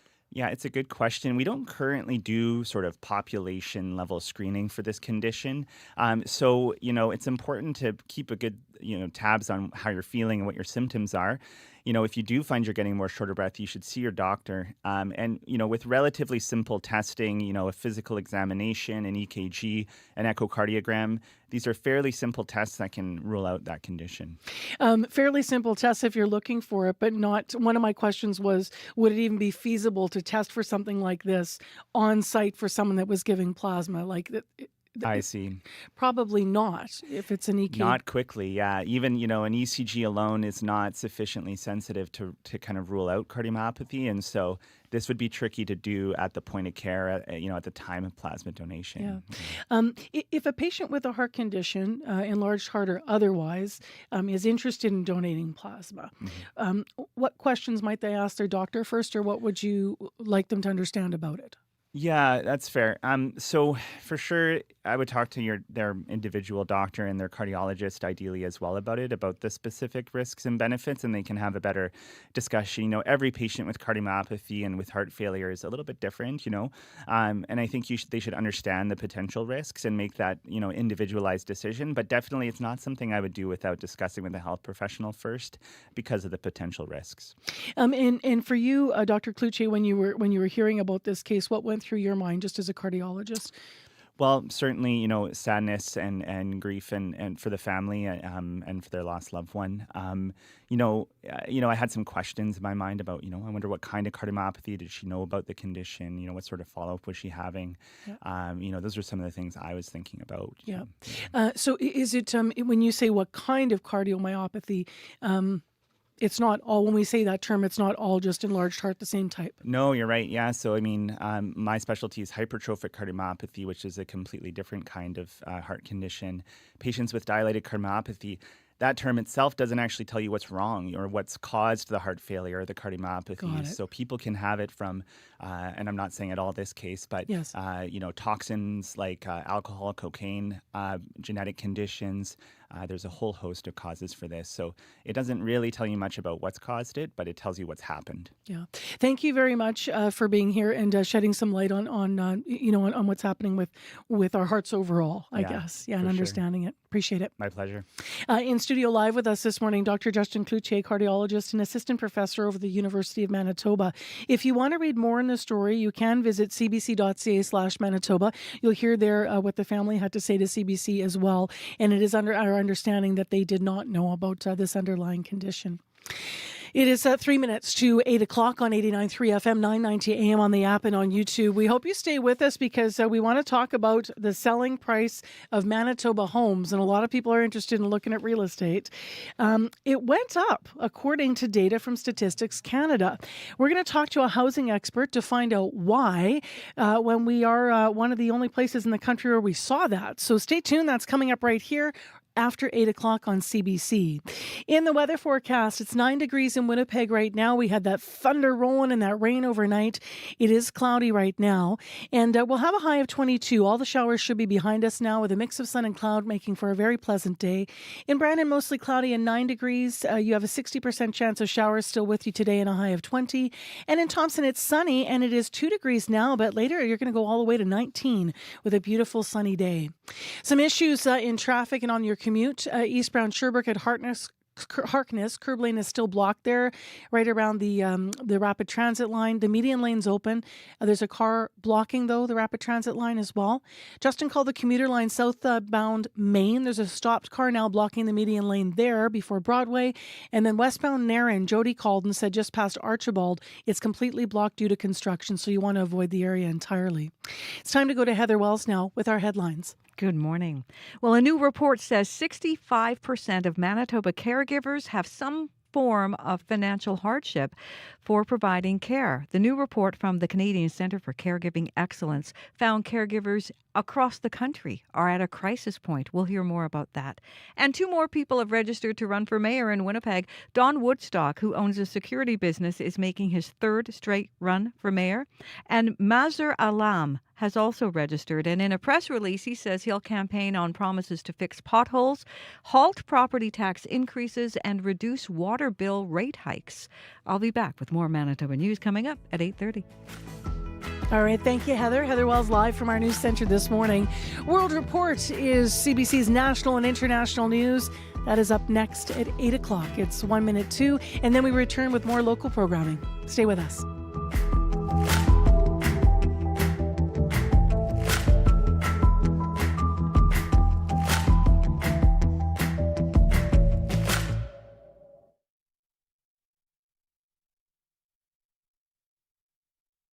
Q. Anthony Cimolino spent 40 years with one of the world's biggest theater festivals, Canada's own Stratford Festival in Ontario. Now Anthony is stepping away, so he'll be here to tell you some amazing stories and also how it feels to leave for his exit interview. And so theater matters. It matters more than ever before. Q with Tom Power. This morning at 10:30 in Newfoundland, and on the CBC Listen app, or wherever you get your podcasts. The CBC News is next. Coming up in half an hour, it's The Current with Matt Galloway. Autism researchers in Toronto have identified a previously overlooked gene linked to the repetitive behaviors and social interactions of the condition. We'll talk about how this could lead to new genetic tests and therapies in the future. That's coming up on The Current. This is World Report.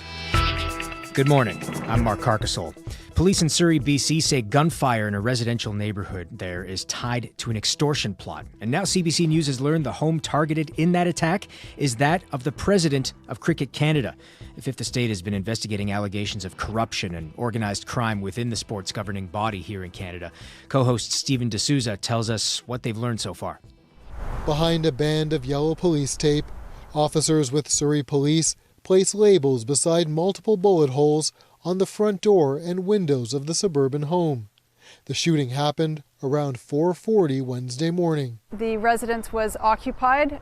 Fortunately, no one was injured. Sergeant Ali Galis with Surrey Police says while the investigation is in the early stages, it's believed to be extortion related. Our SPS Extortion Response Task Force is lead on the file. The Fifth Estate has learned the house belongs to Arvinder Kosa, the newly elected president of Cricket Canada.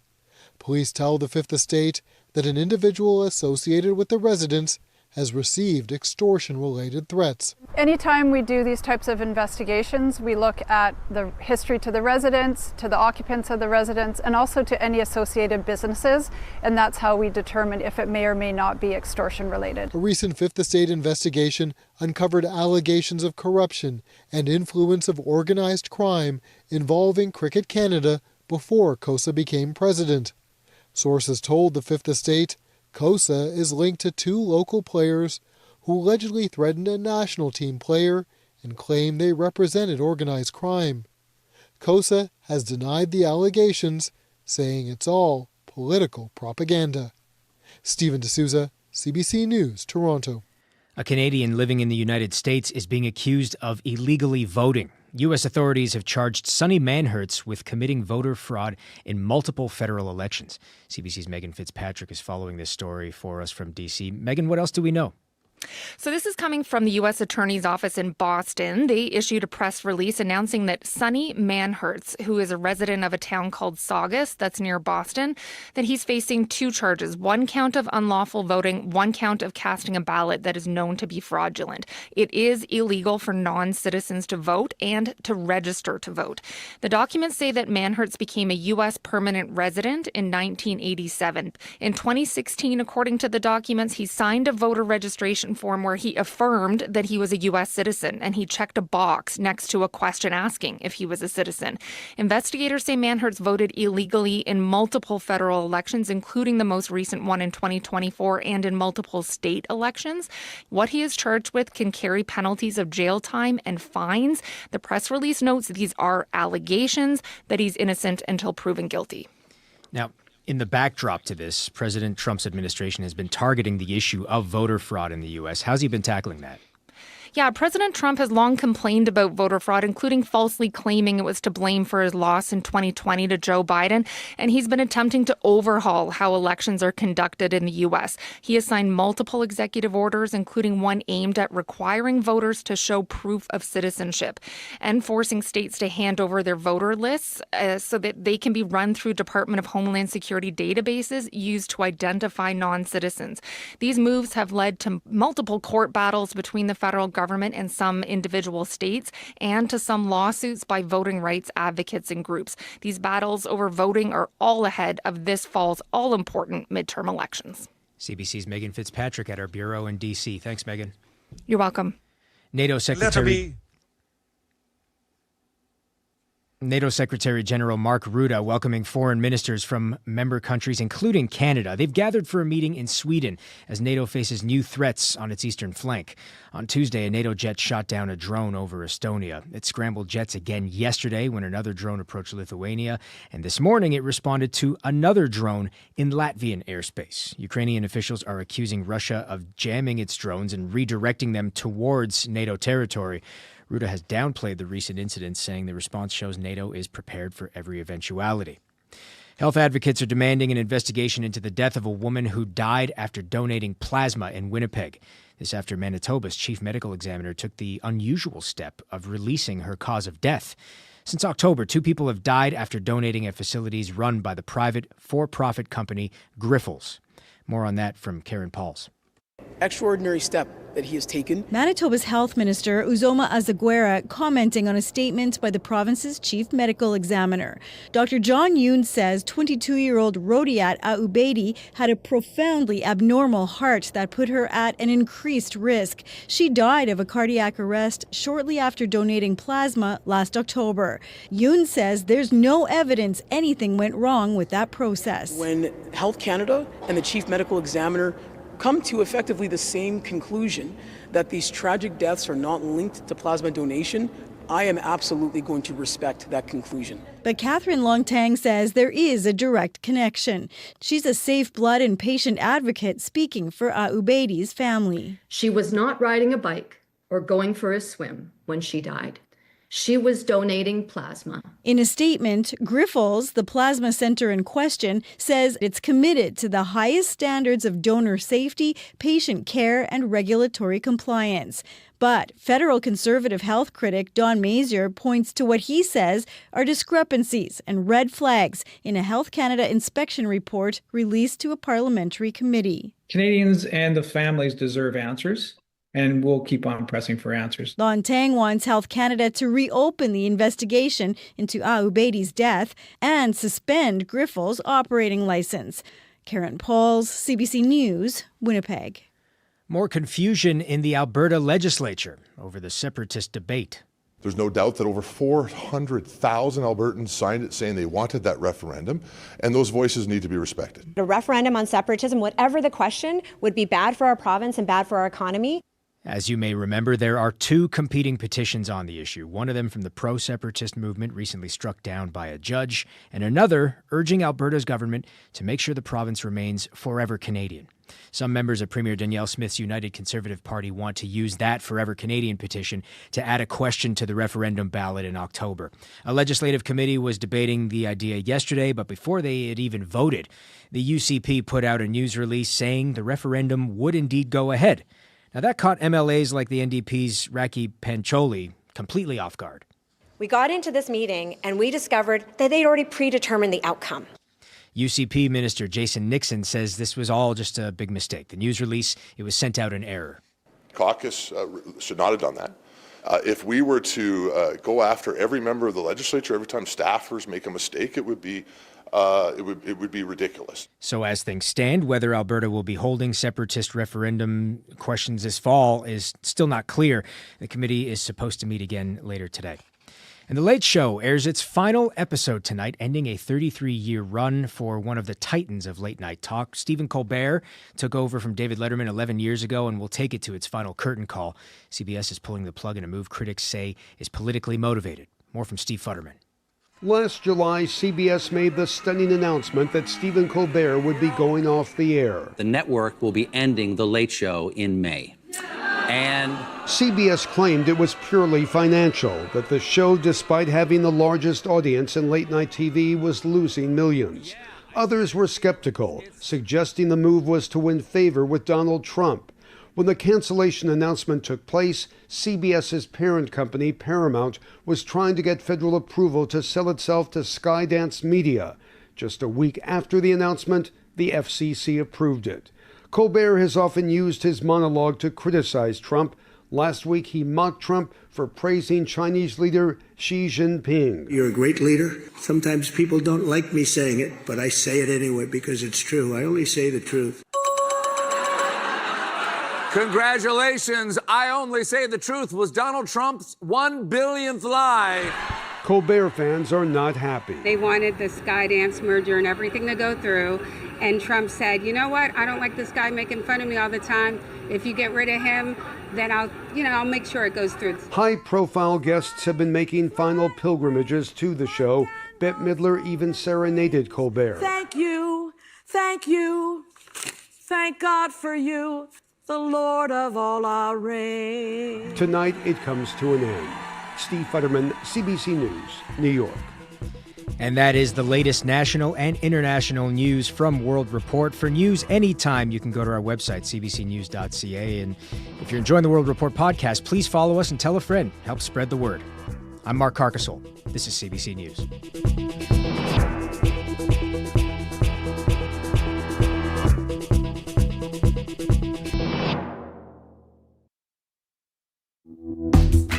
Good morning, everyone. I'm Marcy Marcuse. After a wet, thundering night in Winnipeg, we should have a pretty decent day ahead here. Thanks for joining us here on Information Radio on CBC.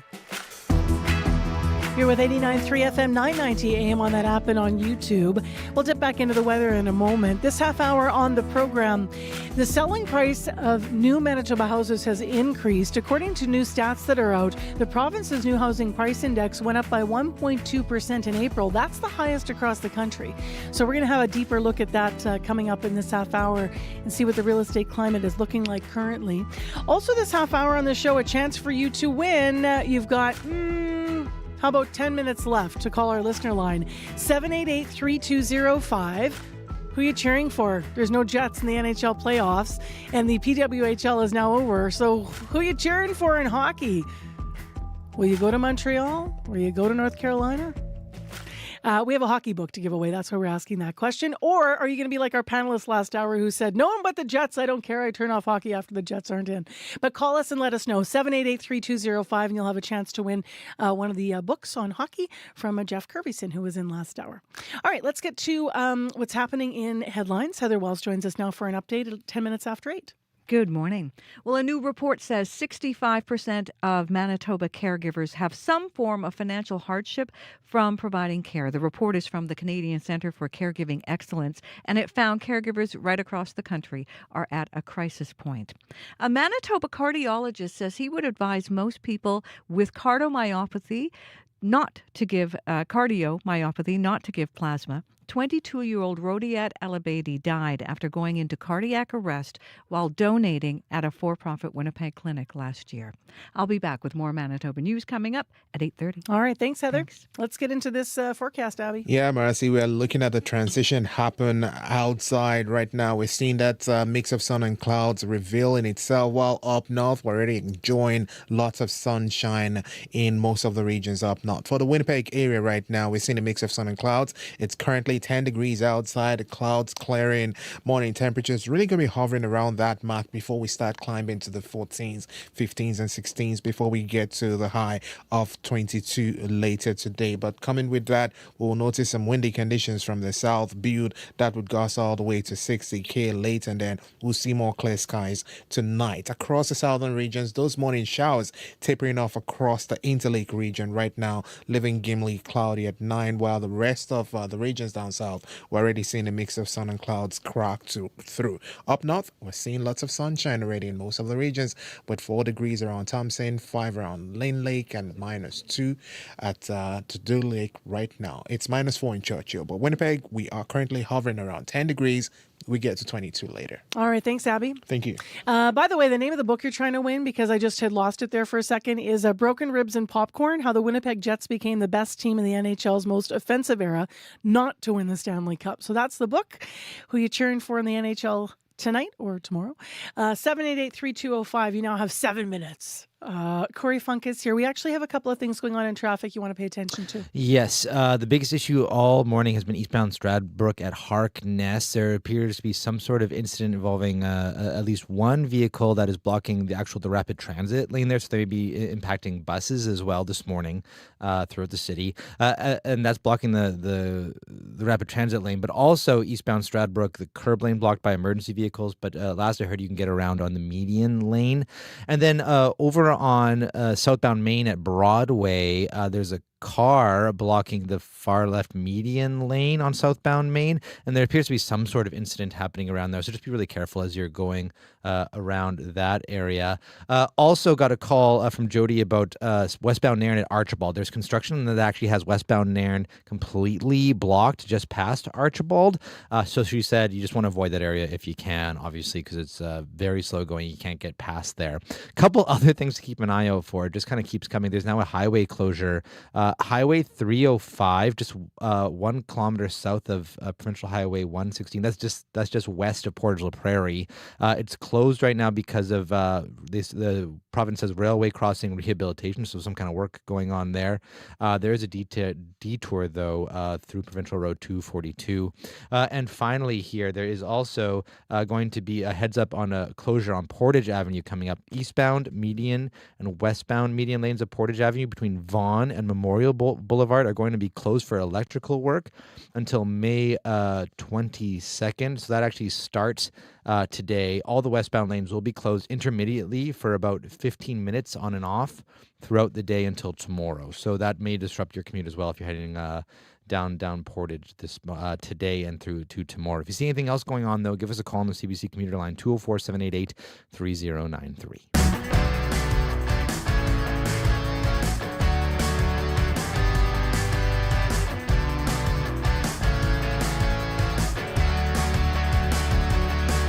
Well, as I mentioned, the selling price of new Manitoba houses has gone up. Statistics Canada put out the province's new housing price index, and just to repeat the number, it went up 1.2% in April. This was the highest across the country, and yesterday we talked to Fletcher Berger about inflation, and he brought up housing. He's an associate professor of economics, University of Manitoba. Here's what he had to say. One of the things that's been moderating inflation in much of Canada, and especially in big centres like Toronto, Vancouver, is housing prices, or more generally shelter prices, housing and rental prices. They've actually been falling a bit lately. Manitoba is continuing to increase. Now, of course, the price of housing in Manitoba is far less than it is in clearly not even in the same ballpark as Toronto and Vancouver, but our price has been continuing to rise. Michael Fraze is here. He's president of the Winnipeg Regional Real Estate Board, and he's here via Zoom. Hi to you. Hi, good morning. Thanks for having me. Thanks for being here. So what's your sense of why we're seeing this 1.2% increase in Manitoba different from the rest of the country? Yeah, well, if you took a look and just looked at the number 1.2%, year over year growth, you'd kind of look at it and say, well, this is pretty stable, strong, manageable growth. That's what we like to see. And that's really determined by supply and demand, costs to build as well, the price of land, et cetera, costs of infrastructure, and all those things rise. So typically, when you see that number just in isolation, it looked pretty good. It's not really that much of a big story, to be honest. But what happens is when you compare it to the rest of Canada, now it becomes this, why are we going up when the rest of them are going down? And so I hate to do a big, massive history lesson, but it's a quick trip, right, down memory lane to the pandemic. And what we had here, if you remember the pandemic, we had a massive supply, nationwide supply shortage, right, across the whole country. And we had a growing population. Immigration was really driving population growth in Canada and in Manitoba. And we had this complete imbalance. The pendulum was on one side, where we had massive housing shortage and massive demand. And then everyone started building like crazy, right? And so you saw municipalities and cities and provinces and the feds even make new housing policy to try to encourage more building. And so everyone started to build more, including Manitoba. But in Toronto and Vancouver, some of those big city centers, they rely mainly on condos. So they built thousands and thousands of new condos. And then what happened in Winnipeg, we don't really build a whole lot of condos. We build some condos, but it's primarily residential detached homes. And so we just have a slower build process because we're not building thousands of condos. Anyways, now it comes to, Trump gets in and we have tariffs, we have trade wars, we have Iran, we have back to inflation, price of the pumps, slowing economy, and all that building that happened in Toronto, Vancouver, and some of the other major markets, there wasn't the demand now to gobble that up. And not to mention that we slowed down immigration. So the demand went away for those markets and you had this oversupply, which is now why you see the prices go down for new construction, like the economist mentioned. But now in Winnipeg, a different story. We didn't have this shrinking demand that we saw in other places. We typically in Manitoba and Winnipeg, we weather these economic storms better than most. We have a very diverse economy. Our economy still grew, our population still grew. And what that meant is demand for housing was still there, and not to mention the affordability. So our demand didn't go away, and we had the corresponding supply now to meet. And so that's why you saw prices go up. We didn't get this oversaturated, oversupply situation. We also had, I think, a record number of starts last year. I hope I'm getting this correct. But then we had challenges with completions because there's needs in the construction industry to finish jobs. So how does that also factor in? Yeah, well, the other thing with the start, so we definitely, like I said, we're starting to build. We had record number of starts last year, so those are going to come to fruition this year. And again, it does take time, but the majority of those, I believe it's 75%, I think it's 75%, are multifamily rental purposed. So that adds to our rental market, not so much the resale market. Okay. So that's a big point there too. Okay, so if someone's looking in the resale market and they're looking for a new house here, if we look at the numbers, what does it actually mean about how much more people might be expecting to pay if they're buying a new house in Winnipeg, for example? Yeah, well, the good news is, right, there's a quote, a mantra in real estate that we live by, is like, you live in the payments, not in the price.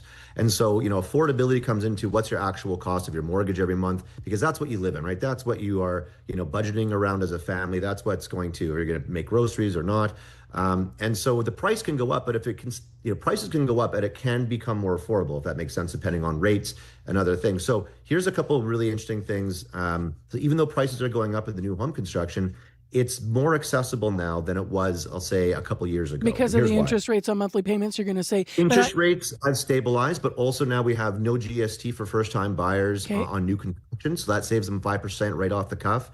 As well, there's a first-time home buyers tax savings account, so they can save money that way for their homes. And so there's these new creative programs as well. We're seeing builders build more accessible, more affordable new construction. So townhomes, single family attached homes, again, townhomes, which actually makes, again, new construction more attainable. There's some parts, I know I'm rambling, sorry. There's some parts in the city, like in East Transcona, there actually can get, new homes for still under $600,000. Which is unheard of in other major markets. So the builders and developers and the community are trying to build more accessible, more affordable homes as well. So I want to interject here just for a sec. I want to break out two things that you said there.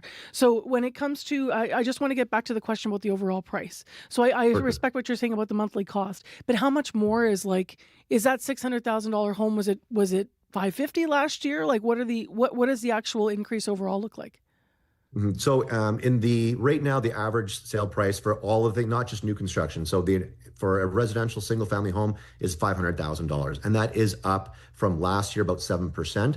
So quick math, it has gone up, but it hasn't gone up like $50,000. We're talking about $25,000. If my math is a little shorty on that, a little shoddy, I mean. And when you talked about construction and building differently and using different materials, I'm just curious, when you think about the costs that are driving the increase, how much do construction materials have to do with it?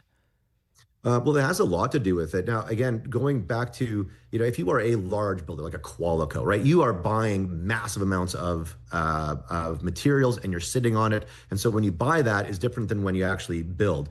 Whereas a small builder, they're purchasing a lot more frequently. And so it's much more susceptible to some of the changes in the market. So, but materials and labor are two main drivers, plus land cost.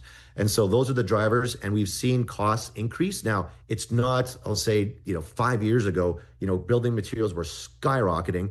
We've had some of that. It's not as bad as it was, but with the tariffs and some of the trade deals, certain materials like aluminum and steel still are rising, but lumber has been relatively stable. So short answer, materials have gone up, but not that much. Anything to add that you think that people should know if they're either buying? We talked a lot about buyers. So what about if people are looking at selling? Yeah, so selling is, right now we're in our spring market. We are in sort of the peak of the market. It's a great time, to sell. It's a great time to buy. It's always a good time to buy. But the important thing for sellers right now is there are such unique market dynamics within pockets of neighborhoods and pockets of price points. Let's say, early spring, it was, multiple offers. And we had in April, 52% of homes sold over list price for single family homes, which is high, which means it's a very competitive market. But what seller needs to be careful of is expecting, I'm going to get 30 offers at 150,000 over.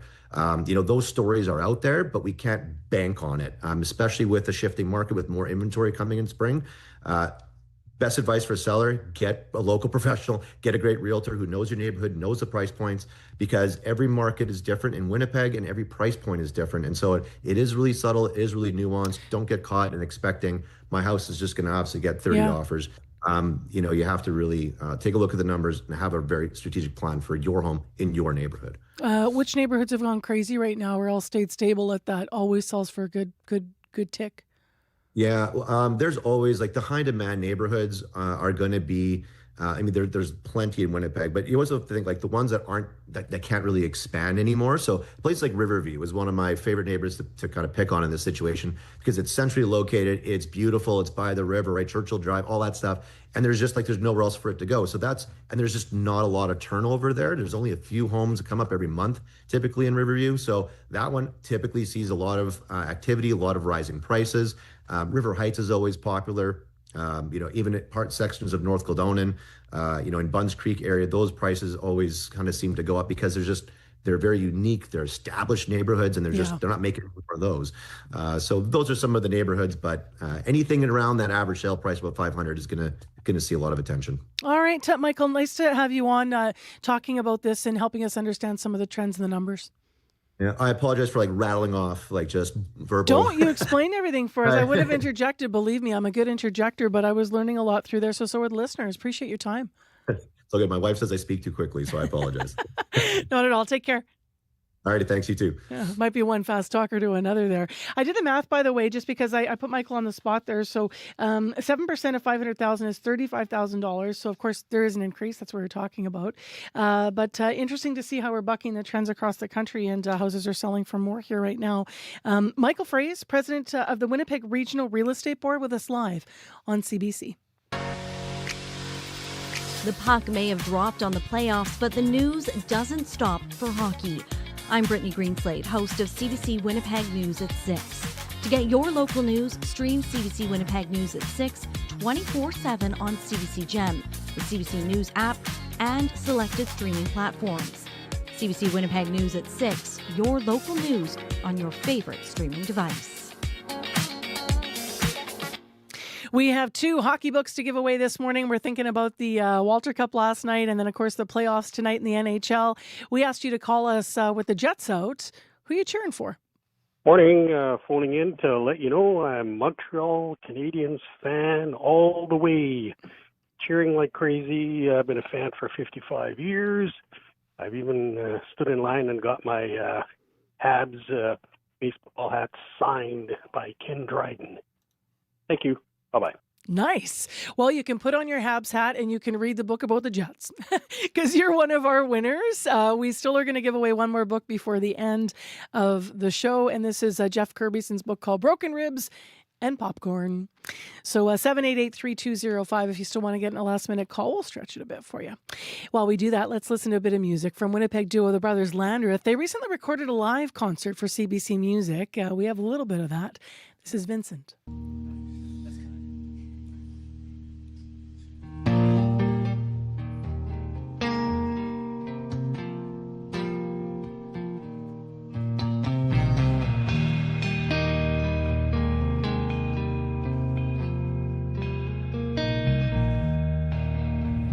I saw a plastic flower on the ground today, and I wondered why it had blown my way. Felt like it had more to say, frozen in its perfect way. It reminded me of you, and the way time moves right through you, without doing nothing to you. Oh, when you call me in the morning, I hear the nighttime on you, and I'll stay here on the phone so you don't have to be alone if you don't wanna.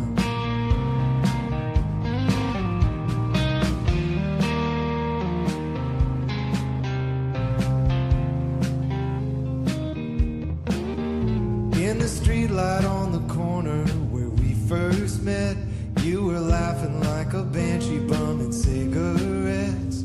I'll always have a light for you like I did then. Tell me, how'd you make it feel like that?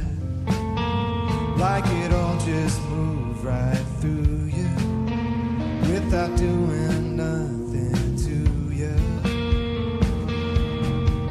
Oh, Vincent, when you call me in the morning, I hear the nighttime on you, and I'll stay here on the phone so you don't have to be alone if you don't wanna. The way I care for you, it scares you, yes I know. Your phone's dying so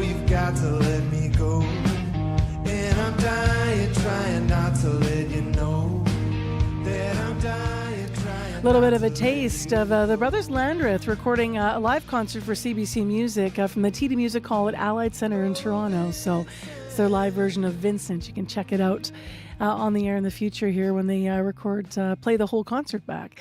Coming up to 8:30, just want to briefly mention the noon call-in topic. Who should be the next James Bond? If you're a Bond fan and you want to hear the call-in and weigh in between 12:30 and 1, your CBC News from Manitoba is next. This is CBC News. Good morning. I'm Heather Wells in Winnipeg. At 8:30, it's 9 degrees after the showers. We're left with clouds right now. We will see a mix of sun and clouds today. That wind is going to pick up a bit from the south and warm us up all the way to 22 this afternoon. A new report says 65% of Manitoba caregivers have some form of financial hardship from providing care. The report from the Canadian Centre for Caregiving Excellence found caregivers in this country are at a crisis point. They are those who provide unpaid support to a loved one who needs help because of disabilities, health conditions, or aging.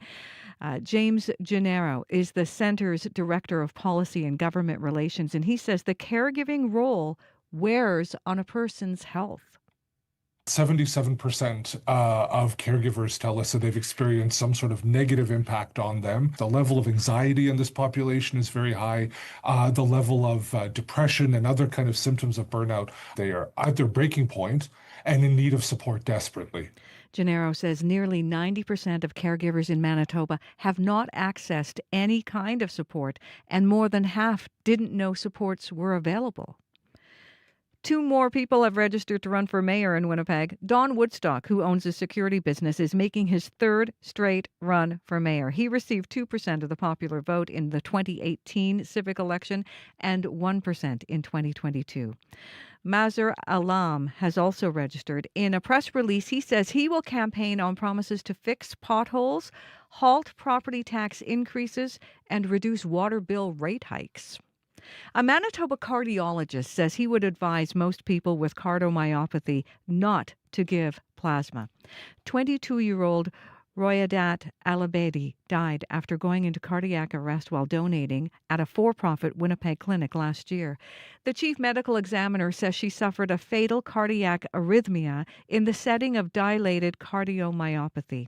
Dr. Justin Cloutier is an assistant professor in cardiology at the University of Manitoba. He says the plasma donation process could cause stress that might be dangerous for someone with underlying heart issues. If you are considering donating plasma, I would talk first to your doctor. You can talk over the risks and benefits. You can talk over whether any testing might be warranted to make sure you're safe to do that. Manitoba's chief medical examiner says it is irresponsible to definitively link Alabedi's death to that donation process. Her family is calling on Health Canada to reopen its investigation into her death. The city of Winnipeg is suing a number of insurance companies after a community centre suffered damage in sewer backup. It happened in March 2024 at Dakota Community Centre in South St. Vital. In its lawsuit, the city claims it has an insurance contract to cover the losses, but the companies involved have not paid out. The court document says the city has already paid $250,000 on repairs and expects to have additional expenses of about $1.6 million. The claims have not been tested in court, and the insurance companies have not filed statements of defense. A cool spring translates into stressful spring for Manitoba farmers.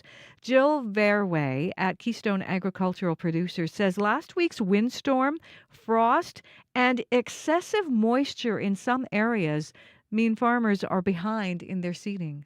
Certainly concern with producers and stress getting the crop in. And you combine that with high input costs, high fuel costs, high fertilizer. All of those additional tensions are making this year's, seeding tense as well as a little bit more difficult than we've seen in the past. Verre says the good news is warmer temperatures should soon allow farmers to get on their fields and get their crops in the ground. It is a dinner fit for the Mad Hatter. I must say, the pasta trees are in season. Yeah, I guess so. Pasta trees. Mad Hatter, Andrew Dirksen, and Maya Clausen as Alice. A sample of Blumenort's upside-down dinner at Grandpa's Cafe. Rena Nervous explains Alice in Blunderland. You will get fed a good dinner, but it's going to confuse your brain because you're going to be looking at dessert and thinking it should taste sweet, but it's going to be savory. Yeah, so I think it'll be a lot of fun and a lot of unexpected surprises. Nervous wants to turn Blumenort, southeast of Winnipeg, into a destination. This dinner is slated for May 31st, and more events at Grandpa's Cafe are planned through the summer. You can find more news on our website, cbc.ca/Manitoba. All right, thanks, Heather. Thank you. Speaking of thank yous, from our news department, Heather Welsme, Megan Ketchison, Aaron Broman, and Darren Bernhardt. Corey Funk, Abby Adiyemi, and Darren Marash, and our Studio 15 crew. Associate producers with work on the show today, Emily Enns, Sophia Peralta-Barone, and Sierra Sanders. And thanks to our producers in unit, Nellie Gonzalez, who produces our shows here at CBC Manitoba on the radio, and Leif Larson, who's the senior producer of audio here at CBC Manitoba. Abby, why don't you start and let us have a final look at the weather? Yeah, here. the province is really going to be enjoying more like clear skies, rather mild spring day highs overall. We're seeing highs between near 19 degrees to 21 for most of the regions. For Winnipeg, we warm up to 22 today. We've been at 10 degrees all morning. Tomorrow, we're looking for plenty of sunshine with a high of 21. All right, thanks, Abby. Thank you. Corey, the traffic. Eastbound Stradbrook at Harkness, been an issue all morning. Curb lane blocked by emergency vehicles. Also, the rapid transit lane we have blocked by a car as well. Keep left to get around that. Southbound Main at Broadway, also a car and some sort of incident blocking the far left median lane, so keep right to get around that. Westbound Nairn and Archibald also completely blocked right now by construction. All right, thanks, Corey. Thank you. Niverville, we're coming for you. Corey's going to be out in community today. I'm planning for Monday, and our show is live next Thursday in Niverville. So if you have a story to share, you just want to say hi, make sure you do that. And we'd love to have you tell us more about your community. Radio 893 at cbc.ca is where you can reach us. Take care, be well, Manitoba. I'm Marcy Marcusa. Corey's in tomorrow hosting for Funky Friday. The Current's next.